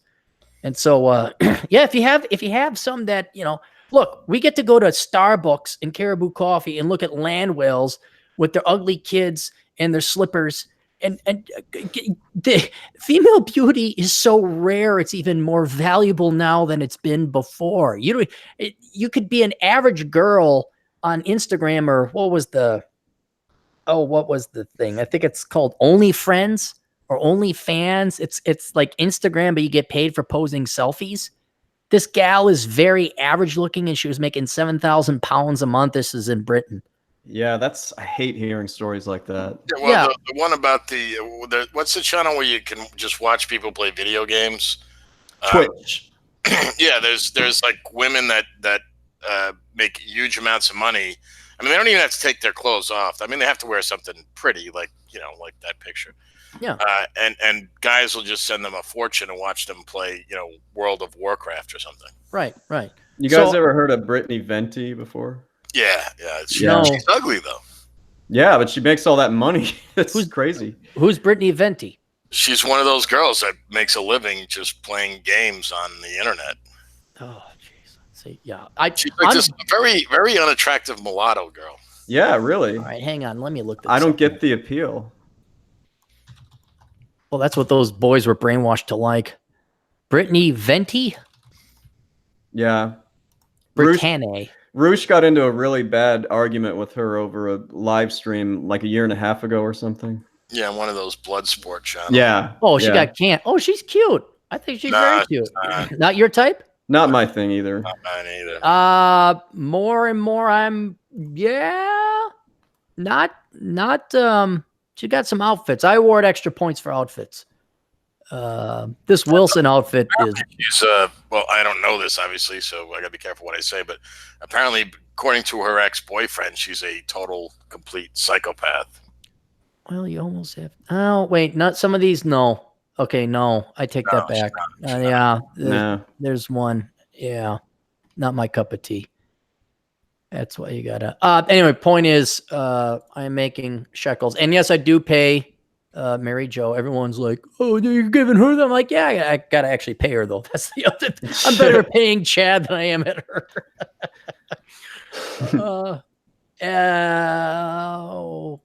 So yes, you can get that. Sanity is the Future of Wealth if you want to read, but if you just want to look at a hot Latina and some, bikinis, I don't know why, you also get that there too. The Pence Principle by Randall Bentwick. That's basically a book on how to follow the Pence Principle so that you don't end up like Brett Kavanaugh, being falsely accused of rape and having your entire life ruined. Academic Composition, go to academiccomposition.com. And it's final season now. So if you don't want to do your studying or your finals paper, have Alex and his crack team of writing staff write their papers for you. He's also looking to hire people to write and to do marketing as well. So if you're looking for a little bit of extra scratch that you can do from the comfort of your own home, contact Alex at academiccomposition.com and tell him that Captain sent you. If you'd like to advertise on the show, it's $100 a month. That also includes me plugging you on the site and all that other good jazz. And then we have my books: Reconnaissance Man, Black Man's Guide Out of Poverty, Bachelor Pad Economics, Worthless, Enjoy the Decline, Curse of the High IQ, Poor Richard's Retirement. If you read all of those books, Chad, do you think that anyone would have any financial troubles if they read all those books? As long as they're paying attention, I think they'd be all right. If they put the principles into practice, you can read it, but you got to do it. Yeah. I'm just saying, if you read those books, it'd be a better education than college. And I do mean that. Yeah. Easily. And if you have already read them and you like them, please review them online. That'd be kind of like the Amazon, or not Amazon, the YouTube thing here, where if you like the video or you subscribe, that actually helps with the algorithms and sells it more. And it doesn't cost you anything. All right, let's get some asshole consulting in here.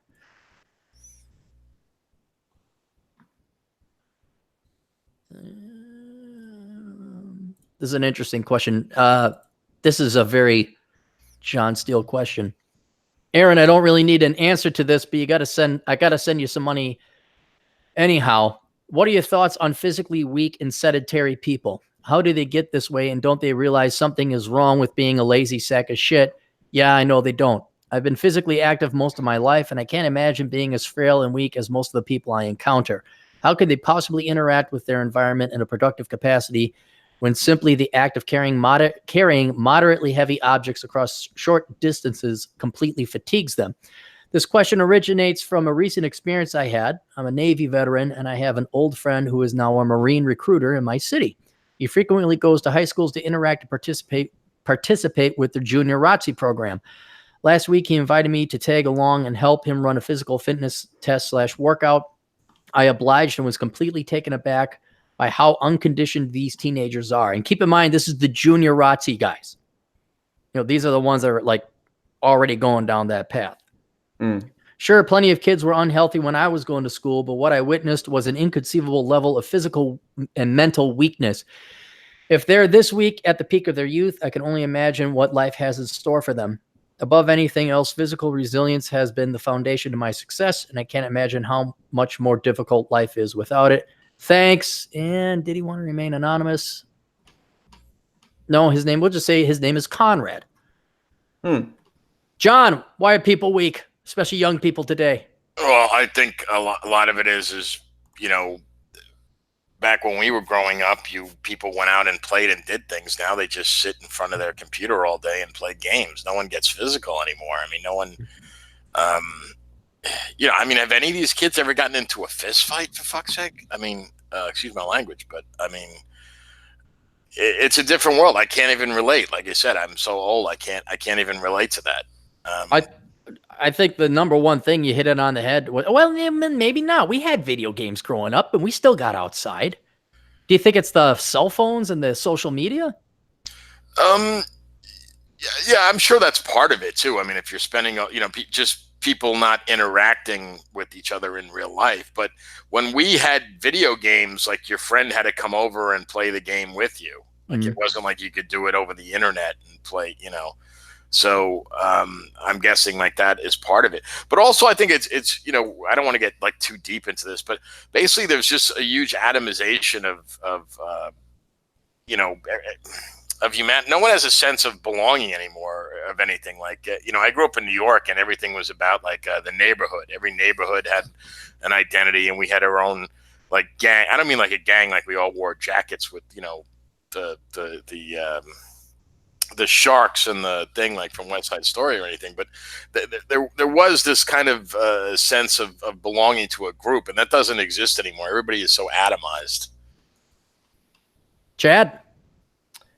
I think cell phones are to blame for everything when it comes to this type of thing. I mean, people just sit there and their noses are in their phones. No one who's young, I've noticed, is actually not terrible at having a conversation.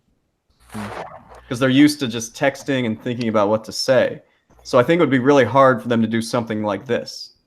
These are not incorrect. It's multiple things happening at one time. It is the social media. It is the atomization or a lack of neighbor. I mean, look at how big suburbs have become. You can't really even have a neighborhood group of kids anymore.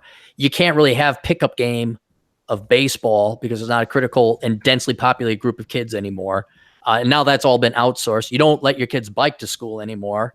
A bike was like your car. You go and bike, you play baseball with the guys over at the baseball diamond. Now it's like, it's got to be all organized. I will say, I'll throw this in here, and this is not to be cliche, but it's 100% true.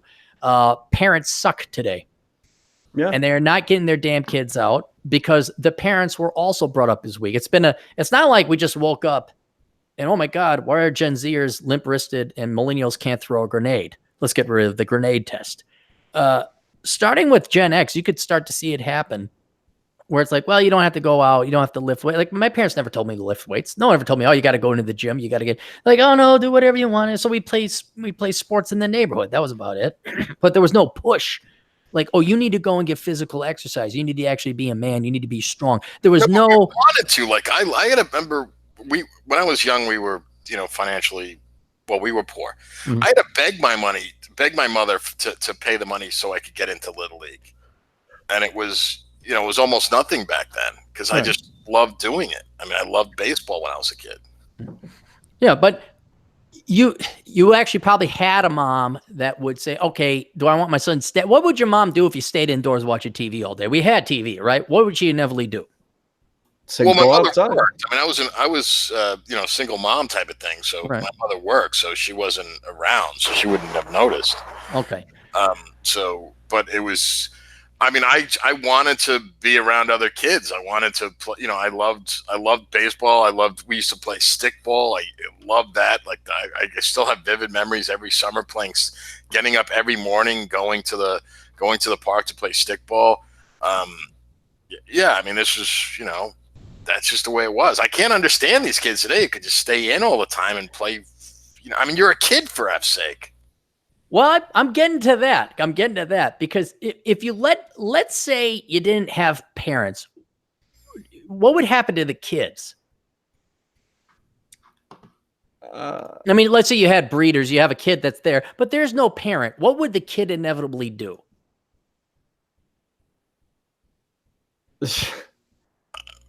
More hints. Okay. The default state of humanity is laziness. Like you need parents to push the kid, because if a kid is pure it's going to do what it wants to do. So it'd eat a ton of candy and cake. It would probably watch TV. It doesn't really want to do anything that's hard, anything that takes effort and rigor. Right? Yeah, you play sports because it's fun, you know, with the neighborhood kids. But you're not going to actually go to the gym. You're not going to build your body. You're not going to diet. Like, I don't think kids should be going to a gym. That's what you do when you get older. When you're a kid, working out is not like a routine. Like, okay, I got to do, you know, 3 reps of this, and sure. You know, no. When you're a kid, it's like you keep playing till the sun goes down. You know, that's why I knew to go home when it gets dark. Right. You know, my mother said I grew up in New York City when the lamppost lights come on. That's when it's time to come home. But it required a parent to kick you out of the house. Like, go out and play. You know, get out of the house. Kick us out. I mean, I lived, you know, me and my mom. I lived in this like tiny, shitty 1-bedroom apartment. I never wanted to be in it. Right, but that's you, poor John in 1978. We're talking people now who have phones, who have computers, who have video games, and unless you have a parent there saying, no, get out into the real world and do this physical activity, be it sports or actually working out or wrestling or whatever else, without the parents there, the human brain, a kid, is just going to want to loaf around and eat all day. Now, maybe not some kids, but if they have a better option than to go out and play, and it's sit on my phone and socialize this way, they're going to sit on their asses. They're going to be on social media, and they sure the fuck aren't going to go play football or soccer or any other kind of sport. And that's what I'm saying is the parents themselves have become lazy because now the kids are being raised by Gen Xers. Well, let me ask you this, though, Aaron. I'm actually sincerely curious. I don't know the answer to this. Like, when I was a kid growing up, like, we had pickup games. Like, I'm not just talking about basketball and stuff. John, are you scraping your beard against the microphone right now? Or what? No, I'm not. Sorry. I don't know what's why was it that, like, we always, like, had football games at, like, you know, just pickup games of football? Like, we played tackle football without equipment, right? On the grass field. When I was a kid, that's just what we did, and none of our parents told us to do this. We just did it.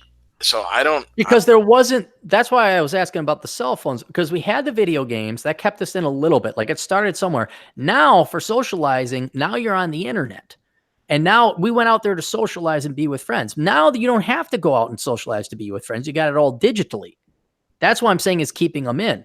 And now the parents are so lazy because Gen X is not as much better than baby boomers or millennials, as far as I'm concerned. They're raising, and I see it. I see my nieces and nephews being raised. I'm like, and I can't do anything. I got to look at remind me to talk about piss. We got to talk about piss if we have time, because I want to talk about piss. The World War II generation, kick ass, go out to, even the baby boomers, like, go out and play.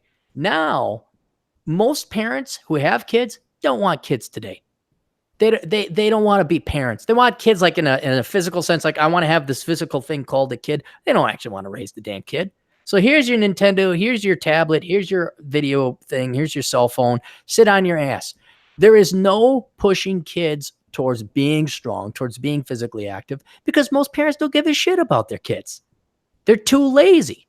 And the default state of human psychology or existence is laziness, because that was a survival mechanism.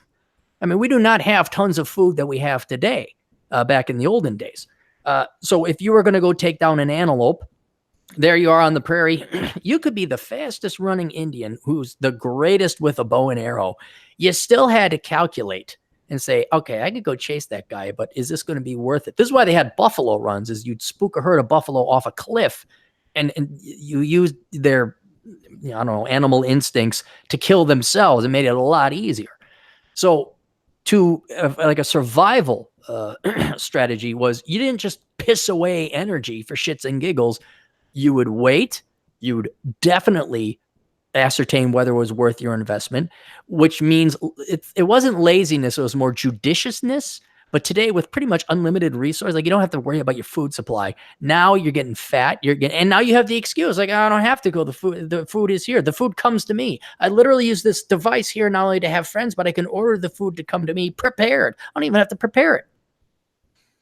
And so that's why I think they're weak, is because parents don't want to parent anymore. I don't think parents have been wanting to parent for about the past 30 years. And now they just have kids. They procreate. They breed. Mom runs off to continue on her career. We drop the kids off at daycare. We don't give a shit what happens to the kid. And there certainly are not masculine men around anymore. Say, hey, you better go hit the gym and let me tell you about girls. That right there would explain probably half of it, is the absentee father. Yeah, I think that's something. Like I remember, like Little League, for example, all the coaches of all the teams were all volunteers. None of these guys got paid. They were all like, different kids as fathers that did this. So there was always that. So we always had this kind of patriarchal figure that was, not your father. At least there was some sort of role model like that. And they were masculine too. Oh yeah, they were. Yeah. I mean, God, the way they talk to us, if they did that now, maybe they'd lock them up. I don't know. I mean, you had the fear of God, like God Almighty. Mr. Fleege could beat the shit out of me with his left hand, and he could, because he was a full-grown man. You're a little boy. Yeah, you're a coach, like you said, you were scared. You'd be like, coach, And now what? I'm trying to. I'm looking at, because it's our generation now, guys. Do you see any masculine dads? Not. Yeah, no. Actually, even among, like, I was talking about quality relationships. Even like, not that they're not masculine men, but they're not masculine dads. I'll say that. No, you're right. Yeah, and then they got to worry about wifey poo and the modern day sensibilities about what's safe for your kid to do. I mean, if I was a father, I see kids scrapping around. That Gillette commercial where the kids are fighting, boys will be boys. Yeah, boys will be boys. You better fucking let them. Because that results in strong men down the road. I'd be letting them happen. But man, like you said, you probably get in trouble. Why didn't you intervene? Oh, it's toxic masculinity. That is the, not zeitgeist, paradigm. Is that the right word? Yeah.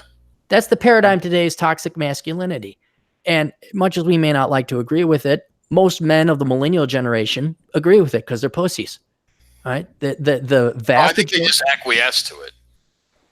Because they're pussies. They don't want to do the hard. Again, parents are lazy. Gen X parents are lazy. Millennial parents are definitely now lazy. You're not going to see I always, it shocked me how, like, nobody's dad sat him down and said, we're going to have lessons about life. Because if I had a son, I'd be like, we're going to have lessons. We're going to talk about, I would take him to jails. I'm like, you see that? You want to become like that? Let's go down to North Minneapolis. Let's go look at the panhandlers and the street bums. You want to be like that? You want to be like that? But no, they don't do that. They're like, let's take them to the museum. It's fine taking a kid to the museum, but you're going to take them to the boxing ring. You're going to have them wrestle. You're going to have them play, tackle football a little bit and not tell the missus, or is it just going to be, well, we're going to study on the iPad, and we're going to learn about things and stuff. That's why you have weak people, because parents don't want to parents, and there definitely is a purging of fatherhoods and masculinity in today's society. Sad. Yeah. So, I mean, that's not necessarily the only answer, but that's what I think. No, that's a huge part of it. I think half of it is the lack of you always use the expression, and the father cannot be reached for comment. And the father cannot be reached. And what's sad is a lot of those fathers who are indeed deadbeat dads are the masculine fathers that you probably would need, because they at least maybe threw a punch or something. As Rolo always says, alpha fucks, beta bucks. What was one of my, I don't know if it was Rolo that came up with it, but he said, he quotes it a lot. He says, a woman would rather share an alpha than have a beta all to herself. I think that is just a brilliant quote. Yeah, that's true. A brilliant quote. So. Yeah. All right, Chad, we got anything else left in the super chat room? We actually have a bunch. All right, let's bang them out, and then I'm going to hop on my motorcycle and get out of here, unless the super chats start becoming in the 2 to 3 digit range. Some of them did. So Really? Let's get started on this. Yeah. Okay. Nonstop Dre 360 for $4.99. Opinions on going back in the military and becoming an officer after I finish college to get the pension since he already served 4 years. So he's grandfathered in under the old system is what he's saying? He's either saying it or asking it. No, it seems like he was 4 years as an enlisted man. Mhm. Now he's in college, and if he can graduate college, he can go to OCS and become an officer. Right. Yeah, I'm all for it. Yeah, do it, man. Nothing's for you here. There's nothing for you here. I mean, if you're an engineer, okay, yeah, but you can be an engineer at 50 or a computer program. Chad, what are you doing? I was looking for a pencil. I got to write something down. Jeez. Go get into the military. I catch a lot of flack because everyone thinks all I do is asshole consulting and so just join the military and major in STEM. Well, I'll stop giving that advice when you guys start joining the military and majoring in STEM. Yes, it's the best option right now. I would absolutely do it. And then you can always get a career later, unless you get killed in the military, which is a chance, by the way. But yeah, I would absolutely go become an officer. You're not going to find the camaraderie or the challenge or the opportunities you are in the, quote, real world. Join the military. That's about the only place really left for men with a little bit of ambition who are young. All right. And he also got some good advice in the chat about that, too. Cool. Cool. Yeah.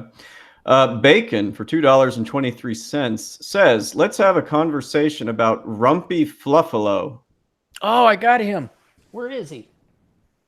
I got Bucky, but he's a mascot for a gas station chain down in Texas. Where did Rumpy Fluffalo go? I don't know. You want to clue me into who's I don't know what this is either. Sergeant Rumpy Fluffalo is he's my good luck buddy that rides with me on my motorcycle rides. He's a little fat buffalo, and I think he's packed away somewhere. God darn, where is Sergeant Rumpy Fluffalo? If you look at my Canadian trips, I always got a picture of him like in the background or something like that. He's just a funny looking buffalo. So I'll pull him out of a box here pretty soon. Okay. Are you taking notes on the super chats, or what do you? I am counting every penny that I'm going to get. No, my while you guys were talking, I was looking at my other screen and I was working on my sister's return. So I had a couple questions about. I thought your dad was a big fan of me, and he'd be tuning in and couldn't care less about your sister's taxes. Well, they watched the one we did live a couple of days ago. Yeah. We didn't assault him or drive him away yet. So far, no. I didn't get any. Yeah. Alrighty. I got some comments from my mom about my beard. Okay. So for $2, Is Nows says, "Hi, Chad. How do I get the girls?" Chad, they asked you, how does one get the girls? Well, you told us earlier, but I already forgot. What were you talking about earlier? You should agree with them all the time. Do everything they always say. Tell them you vote Democrat and say you're a feminist.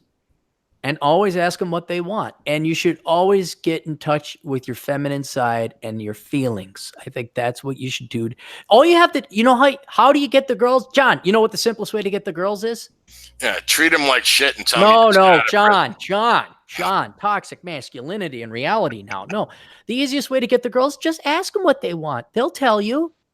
You should ask girls because it's logical. See, if you want to get the girls, you should ask them what they want, and they'll tell you, and they certainly won't lie to you. You guys ever get that you'll make a woman a really great husband someday? Did you ever get that from any of your female friends? I never heard that before. No one's ever said that to me. No. Yeah, so I wouldn't make a good husband, I guess. I got that from now a gal I was chasing after about a couple guys. Like, you're gonna make a really great husband. I'm like, you think so? Okay. I swear, though, about 2 hours ago, you were on something that's like, this is how you get the girls, and you were being serious, but I can't remember what it is. No, John said it best. You treat them like shit and ignore them. That's shit. No, you don't treat them like shit. You treat them very aloofly and ignore them, and you go do your own crap, and you see who's around. It's basically... No, you get your friend to commandeer your phone and swipe right on every fucking one that comes up. great. I want to buy I'm going to buy him a beer for that. That's a great prank, actually. I got to do that to somebody. I wasn't even mad. I was just like, wow, there's nasty people on this thing. Did your initial, like when you saw all the messages and you think, did you have an initial bout of hope? I did, because I'm like, wow, all the ones that I must have, because I'm only swiping on, the decent looking ones. Like, oh, they finally found me, and I saw what happened, and I immediately texted him and was like, you asshole. And he texts back, ha ha ha ha ha. Great. Oh. Alrighty. So for $19.99. Oh. Yeah, there's That's another a cigar and change. There we go. It's from Phil. He was saying, regarding my earlier super chat, what's your advice to guys who busted their asses to build value, get to 6 figs by their late 30s, but just seeing lowered female interest and that their own sexual market value just doesn't seem to materialize? I think he's commenting on how, you can be the best that you can be as a guy, but this is what I was talking about before. This is where you get to practice stoicism. You don't control that. This is a societal shift. There's a more clinical term for that, but paradigm shift. I hate to use that word paradigm again, but society has changed, and you don't control society. And women have been, in one hand, propagandized to put men lower on the priority scale. They have also been propagandized that if they're going to have a man in their life, well, they deserve Ed Lattimore or George Clooney or something like that. That's not your fault. Now, as is every instance of physical systems, chemical systems, financial systems, for every ounce of yin, there's an ounce of yang, and the punishment is going to be, as we talked about before, those alpha widows. There are going to be some women, not all of them, but some of them are going to say, boy, I wish I found a husband. I wish I did. And all you can say is like, yeah, well, I was that 38-year-old guy that made 6 figures and I was in shape, but you didn't want to have it. You wanted I was a 7.5, but you wanted the 9.1. And you could get pissed off about it, or you could accept it for what it is. There will be, I predict, a lot of miserable women down the road.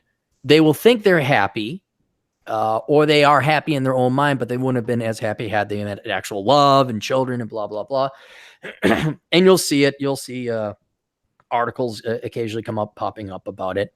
But the real thing is one of not to let it get to you, because you don't control this situation. You did not. One, don't let it psychologically ruin you or cause you psychological damage, making you think it's your fault. One more, go through the profile again, Chad. He was young, 6 fig. What did he do? Give me this again. He was saying he's at 6 figures. He's in his late 30s. He's busted his ass to get that high. I can identify with everything he said. It's kind of like you, yeah. Yeah. But he's just not having his sexual marketplace value kind of bear fruit, and that's because what's there to choose from? Right. Well, and then also the market's been propagandized not to want to buy you. It's sad. It's not right. It's against, I think, human nature. But what are you going to do about it? You're kind of you're complaining there's no bread, and you're in Stalinist Russia. The real thing that you can only do here is control your reaction or response to it, and not let it get to you. You have every right to be pissed. I'm not saying don't think this is the greatest thing and go singing zippity doo-dah and go have yourself a Coke, but just understand that that's what's happening, and have the sanity to understand what's happening. I mean, there's other things you can do. Like some guys recommend going overseas. There's more traditional women in these places. That's even being whittled away with the spread of cell phone technology. I mean, maybe go now, maybe go look. Weren't you going to try to start out some kind of service where you could find decent women and pair them up with people? Yeah, and that I did have some successes there, but the gals that were emailing me, and I'm like, and they're listeners and they're fans. I'm like, oh, come on, I can't sell you. There's some good one in there. There was a couple good ones. There was 2 good ones. No, there are 3. You got one of them. The other one I set up with TJ Martinell didn't work. And then a third one was good looking. And then she went ghost on a buddy of mine who is a real hero. I mean, I can't give you the details. He was the first responder. He works in an industry where you shoot guns, and he was the first responder, and he got shot at, and he saved the day. He got awarded the highest award you can get as a civilian. So that is a real hero. And he's a good looking, and he's a nice guy too. He's a great guy, and just chiseled and charming and funny and stupid, and he's just a great guy. And there was a cute gal in his neighborhood. I'm like, here, this, and in an industry you should be able to trust. And she ghosted on him, just ghosted on him. Yeah. And I'm like, you know what? I don't have the time for this. I'm not going to put my friends through this shit. So, it is that bad. I guess it is that bad. Well, yeah. Well, to the question, I briefly say it. I agree with everything Aaron just said, but it sounds like he wants some like really practical advice. I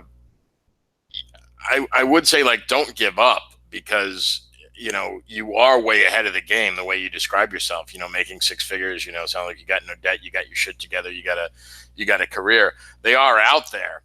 But it's a lot harder to find. But that doesn't mean you give up. But at the same time, you do have to accept life on life's terms. And it's a shitty hand, but you still got to play it. So, well, a lot of people think it's this all or none, but you bring up a good point. Like, look, you leave a line in there for them. But at the same time, you don't risk your life wasting it chasing after something that may not statistically likely be there. So, go have a profile in the dating things. You see a cute girl, ask her out. Take your time. But I would not dedicate your life to, like, I got to learn how to pick a game, and I got to attend the seminar, and I need the PowerPoint presentation. There's not much else you can do because it's outside of your control. So, ask the occasional girl out, but don't beat yourself up over it, and do not have any expectations. Just don't. It's that bad. I mean, that's how I deal with it. I just have low expectations. Let's not to kiss your ass there, Chad, but that's reserved for Boys Town. What? Why the fuck isn't every girl pounding down your door? Because you have to have the 6 6s. It's okay. No. You know this, right? Yeah. 6-figure salary, 6-foot cock. 6 foot. Oh, you are going to Boys Town. Holy cow. Obviously, I meant inches. Oh, okay. Sorry, I had Subway for lunch. Okay, those are 3 of them, but I can't remember what the others are. It's like height, income, dick size. Yeah. 6. Oh, you're not tall. Abs. I know. But aside from the fact you're not tall, you're in shape, you're good looking, you make great money, you have your own business. You're not some boring guy. You're actually, like you were saying, one of the main things is bedside manner in CPA-ship, where a lot of CPAs just lack the personality, but you have a bit of a personality, and a lot of your clients are just older people that like to talk to somebody who isn't a wall. Yeah. Well, first of all, thanks for the kind words, but a lot of it has to do with I live in a major city, right? You'd expect there to be all kinds of opportunities for that. Mm-hmm. Dating women. You just see a lot of ones that aren't really worth asking out. I mean, I hate to say it, but right. And what I'm kind of using you as kind of the canary in the coal mine. If Chad isn't getting girls, like even people like, oh, I know this my CPA, I should set you up with my CPA. He's good looking and he's a CPA. Does that ever happen? Do any of your clients say, I got this cute girl, or let me set you up with my niece, or I know this other? Does that even happen? This has happened a few times in the past few years, and I already told you my disastrous adventure in dating a client, but there's been ones that did try to set me up. And what do you think their cute and beautiful nieces and with a great personality? Oh, personalities were never terrible, but there were some other things that children. No, the extra fucking 50 pounds of blood. Yes.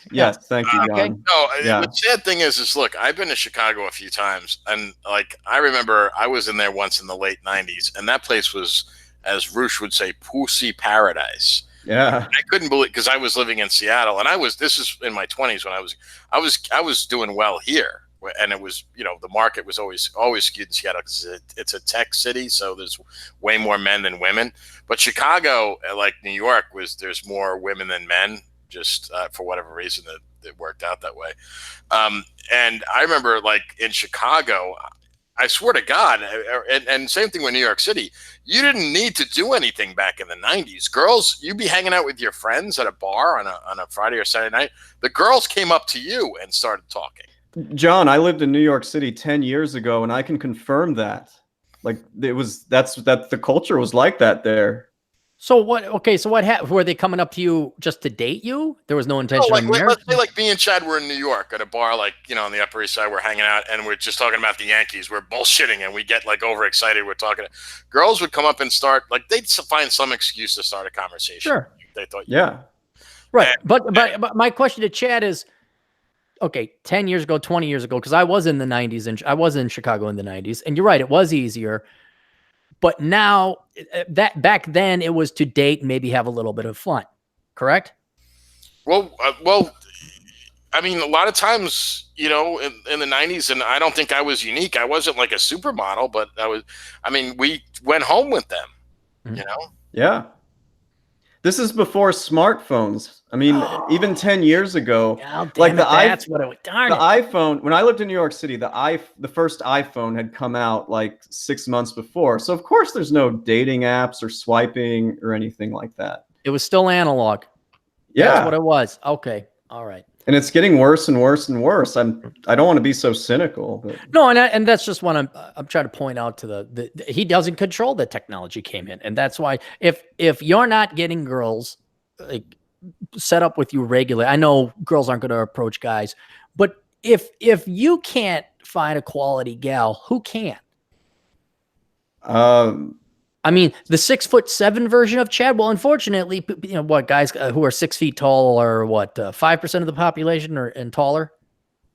Well, there are a lot of big dudes here, I got to say, in the city. Right. I'm just pointing out, if we use you as a litmus test, if you're not cutting it, there's nothing wrong with you. There's something wrong with society. Well, thank you. Yeah, I don't think there's a whole lot that I can do besides just stay in shape and do my thing. But I've said it so many times, I really feel like smartphones and the dating apps on them just destroyed everything when it comes to like.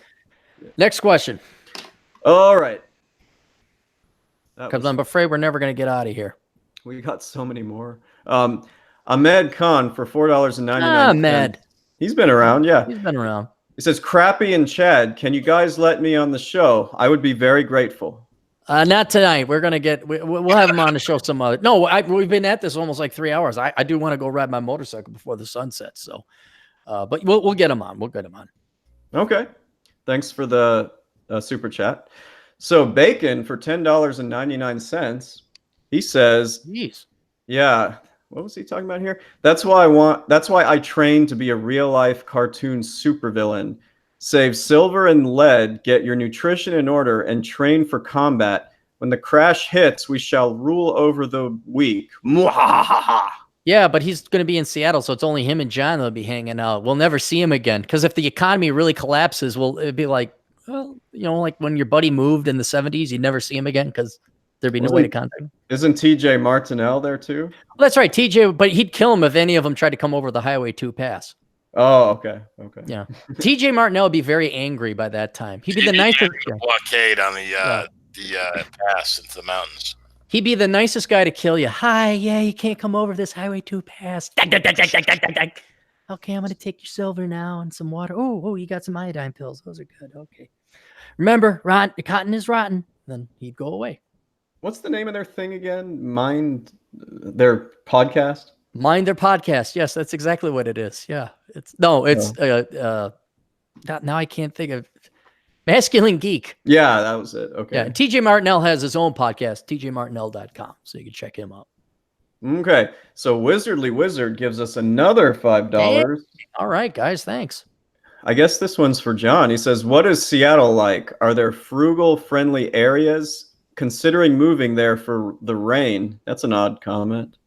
Actually, it rains less in Seattle now than it used to. It's actually like 76 degrees here right now. Seattle is is really in decline right now. It's kind of like turning into San Francisco, the homeless problem. You can look on the YouTube and look for the documentary "Seattle is Dying." Really? Yeah. How long is that? Because I'm thinking about downloading that and listening to it, but I don't know if it's going to tell me anything I don't know. Well, unless you live in Seattle or you're thinking about moving here, it's it's a time investment, Cappy, and I know you're. Well, we talked about time, right? Mm-hmm. Is the economy still going? Like there's Silicon Valley, in San Francisco? Construction is booming. The tech thing is still booming, but you got people are shit. People are shit. Right. Okay. I mean, Portland. Do you ever go to Portland, John? I have many's a times, but I avoid that city like the fuck. I'd sooner go to like fucking Ebola-ridden fucking Sierra Leone than I. I'm not kidding. That city is. Cappy, you've been there, right? No, didn't I tell you the story about this? Oh, that's right. You drove. I avoided. I drove around it. I drove all the way around it. I was in Tacoma. I went down to Olympia. I cut over to 101, dropped down to whatever it was, Highway 22, and then went into Salem. And a lot of it was because I didn't want to deal with traffic. And then if there was a protest, I didn't want to get tuberculosis, whatever fucking disease those pasty fuckers have over there. Yeah, I mean, if you think Seattle women are ugly, and a lot of them are, but look, Portland is like Seattle without the jobs, and I mean, it's or the ocean. Portland is as bad as I can't think of a worse place. I mean, the ugliest people, the ugliest personalities, just everything about that city is horrific. So I don't like it at all either, but my parents just bought a condo there. Because my sister. I don't care. You can rent. The amortization costs are so much cheaper. Hey, I told them I said don't buy there, but they did because my sister lives there, and she just had a kid, so I have to go there most of the holidays. Are they going to buy a house next to me in South Dakota because I live there? I might do that. No, you can rent out the basement that I'm building. It's going to be sweet. But we'll do that under the table. No. Chad, so you've been there. Would you agree that's probably the ugliest women that you've seen? Yeah. Frankly, I just couldn't find anything that was good about it because it rains every time I'm there, and I don't really see anybody particularly good looking when I'm walking out and about. So I was just wondering, is Seattle the same? It sounds like it's not as bad. No, it's not as bad, but the homeless problem here is really reaching critical mass. And by that, I don't mean just like homeless on the street. I'm talking about all the other social ills that go along with that. Like there's a huge amount increase in theft and what would you call quality of life type crime. That I'm not talking about murders and stuff like that. That doesn't really happen here, but that kind of crime. And there's graffiti now. You're seeing all that kind of shit. You have all these ultra liberal politicians, people that are actually members of the Communist Party, sit on the city council, that kind of shit. What, John, out of curiosity, is Tacoma got uglier people just worse than Seattle? Because when I went to Tacoma, I was just shocked. And I'd been to Seattle. So is Seattle even worse than, are they on par? Well, there's kind of like two Tacomas. There's the Tacoma that's right by the water, which is very, very nice. That's like the upscale area. I was not there then, no. I was by the highway.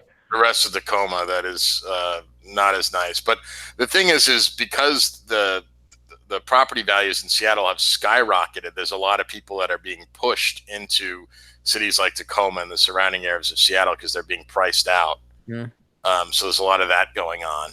But for anyone that's listening, but not just the guy that sent the super chat, just watch Seattle is Dying on YouTube, and just to get a glimpse into that, and also you'll just kind of see what the city looks like too, because it's a video. I'm writing that down. Seattle is Dying. YouTube. Yeah. It's funny when I heard about it because I don't have TV anymore. I mean, I don't have, I own a television. I don't have, when they said Seattle is dying, I thought, when I heard that topic, I was like, what, did they find Ebola here or something? I didn't know it was about homelessness. And, and then when I saw, because that's how bad it's got. I mean, it's really, but at the same time, like my condo now is worth like $650,000. Sell it and get out, man. Join us in South Dakota. Yeah, but where? That's right. Where do I go? Because I still need to get laid, so I got to be in a city. So I think I think if you go up to Leavenworth and you make the weekend trip down on Highway 2, you can get laid. I just think cash in your chips, secure it, and then then you can afford a weekend trip. Heck, you could pay the girls, Uber the girls up to you, man. That's what I would. Well, it's kind of true. I mean, I could probably sell the place, and that would be, that's almost enough to just quit. Yeah, well, I'm no finance guy or economist. What the fuck do I know? You know what, Chad? You know why he's not listening to me? Why is that? Same reason your parents didn't listen to me about buying that house in Portland. You know what that is? I cannot wait to I hear. didn't charge them. See, it's free advice. You don't listen to free advice. You have They were gonna do that no matter what. And I bet you I could have convinced them out of it. All right. What else? Okay, next. Okay, so Atham for $2 says, Elkins, my cousin says you look younger in video. Huh, even with the beard? The hot cousin, the one with the... Is it? Yeah, I think so. No. We'll have to, Atham, we'll talk. Okay, so for $2, Wizardly Wizard again. I meant all of the state, not Seattle specifically. What were we... Oh, he was asking about... what's Seattle like? So he meant the whole state of Washington. Of Washington State. Okay. All right. That's a more complex question. There's kind I'll of be like back. There's kind of like to be really quick. There's kind of like two Washingtons. There's east of the Cascades and west of the Cascades. But the problem is that economically the eastern Washington is not doing very well. A lot of the small towns there, they have very bad problems with the opioid crisis is very bad. The town of Spokane, which is on the other extreme end, I looked into moving there, Cappy, because I was thinking about taking your advice. They have a huge crime problem at the same time. The property values or the price of houses actually went up 12% just in the year 2018 over 2017. So they're having an increase in crime, but at the same time, you have so many people fleeing Seattle or because they can't afford it. And that's driving up the prices in places that the quality of life isn't really that good. So I don't really have any options for you there, buddy. But I cannot speak accurately to the Cascade area, which is right in the middle of the mountain range. You talk to TJ Martinell about that, who lives there, but that's only if you're into the really rural lifestyle because it's very low population density.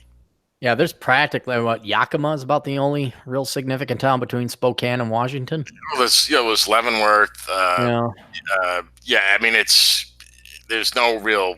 Yeah, it's small. I mean, but TJ could tell you all about that. So, and he's a friend of everybody here. So John, my parents were looking at houses in Vancouver, Washington at one point. It's like a suburb of Portland almost. Have you ever been there? Yeah, that's on the southern border of Washington State, right before you get to Oregon. I've been there, but I can't. It's been a while, so I don't really know what it's like now. So I really can't speak to that. Okay. Yeah, they almost bought there. They should buy in Rapid City. If they, Mr. and Mrs. Elkins like me, they'd buy in Rapid City. They love you. Yeah, if they love me, they'd buy a house in Rapid City. They adore you. If they adore me, they'd buy me my house in Rapid City, and then I could get a really cool Mustang. Yeah.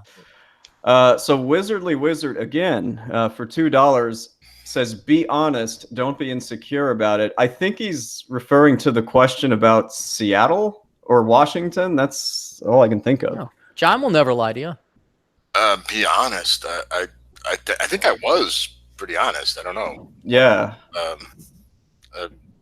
If you don't have to send more money, but if you could just comment to clarify that, I'm not sure what. Yeah, I'll see what he says down here. Sorry if I wasn't clear. I tried to be. No, it was honest to me. Okay, well, anyway, for $4.99, Ahmed Khan says, "I'll contact you about joining at the start of the next podcast with Chad. But as I'm transferring to Washington State University, any good hikes Washington State University is near Spokane area, and then he has Chad versus okay. Steele in a basketball hoops. John, you would beat me at basketball if we ever played. I'm 6 feet tall. Yeah, exactly. Yeah, you beat me too. Yeah, I'm not that good. Yeah, Wazoo's in Pullman, which is right next to Spokane. Yeah. Hiking out in that area, I've never hiked. Spokane's pretty flat. I mean, it's not totally flat, but I would say you'd probably be better off going into Idaho, into the Coeur d'Alene, Wallace area, that Panhandle area. There, you'll get a ton of hiking. Ton of hiking out there. Not to say that Spokane doesn't have a lot of hiking, but basically you got the mountains coming off of Idaho and the Washington border. Kind of flattens out a bit. The Columbia River goes through. There might be some interesting hikes along the Columbia River. And then you get into the Cascades, but there's that middle part of Washington is pretty flat.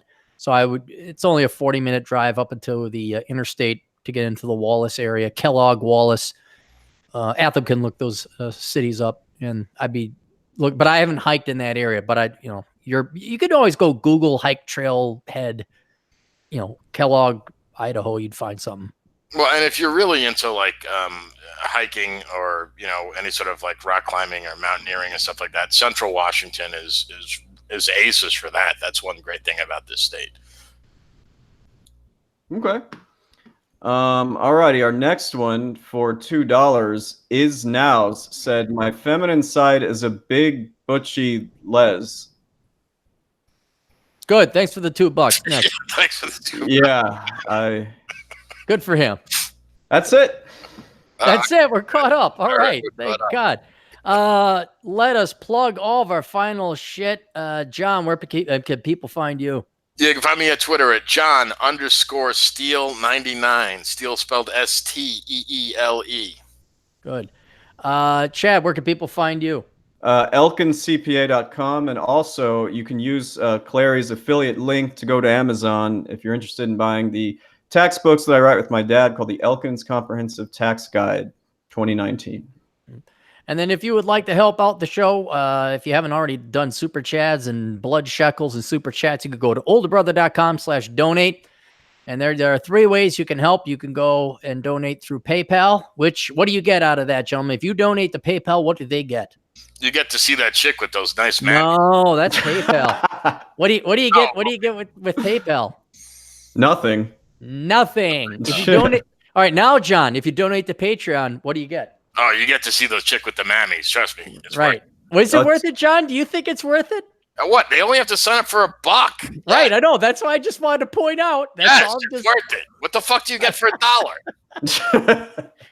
And then, John. Okay, John. Let me ask you this: knowing that there are more pictures of her, are you actually going to sign up for the Patreon? There's more of her? Oh yeah, then I will. Yeah, there's like 3 pictures. Well, you just sent me one, so I didn't know there's more. Okay, That's the first hit is free. The rest is going to cost you. Oh, okay, all right, yeah. Is that the one I saw?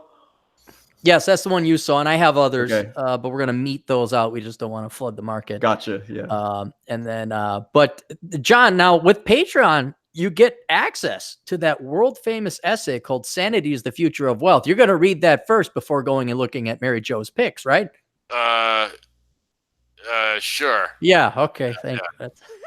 I'm telling you, find somebody to read that. Make a voice. Well, if Mary Jo would, okay, I'll tell you, I'll watch it if you have her read like a video of her reading it wearing that outfit. I gotta hang out. I should have Mary Jo do that. I should totally have her do that because I should have her just read. Never mind. I got a lot of stuff to do, but I got this damn weekend going. The problem with Mary Jo, she has a job during the daytime. What the hell is that? Yeah, I know. And then the weekends when she has time, I'm busy. So, but we'll get her to do that. And then finally, for anybody who does their Amazon shopping, do your Amazon shopping through olderbrother.com/donate. Click on the Amazon banner. If you could get into that habit, click there first. It'll take you to the Amazon page, and anything you buy, I get a 6 to 7% cut. You don't pay anything extra. It's just that you got to go to that site first. You just don't go to Amazon.com. And the absolute worst thing you can do when shopping on Amazon is what, gentlemen? Not click on the link? Well, you shop on your little phone because, as you pointed out, Chad, smartphones are the cause of everything evil in the world. You got the app. I get the app. It's convenient. I got the app. No. Go to olderbrother.com/donate and click on the Amazon banner and then do that. I think that's it. Comment, like, share, subscribe. Yeah, Gentlemen, anything else? don't forget to hit that like button there, guys. Smash it. A lot of people have. It's up to 43. Yep, 43. How many people are listening right now?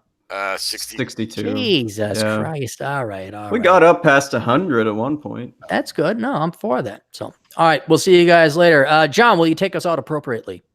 Toodles.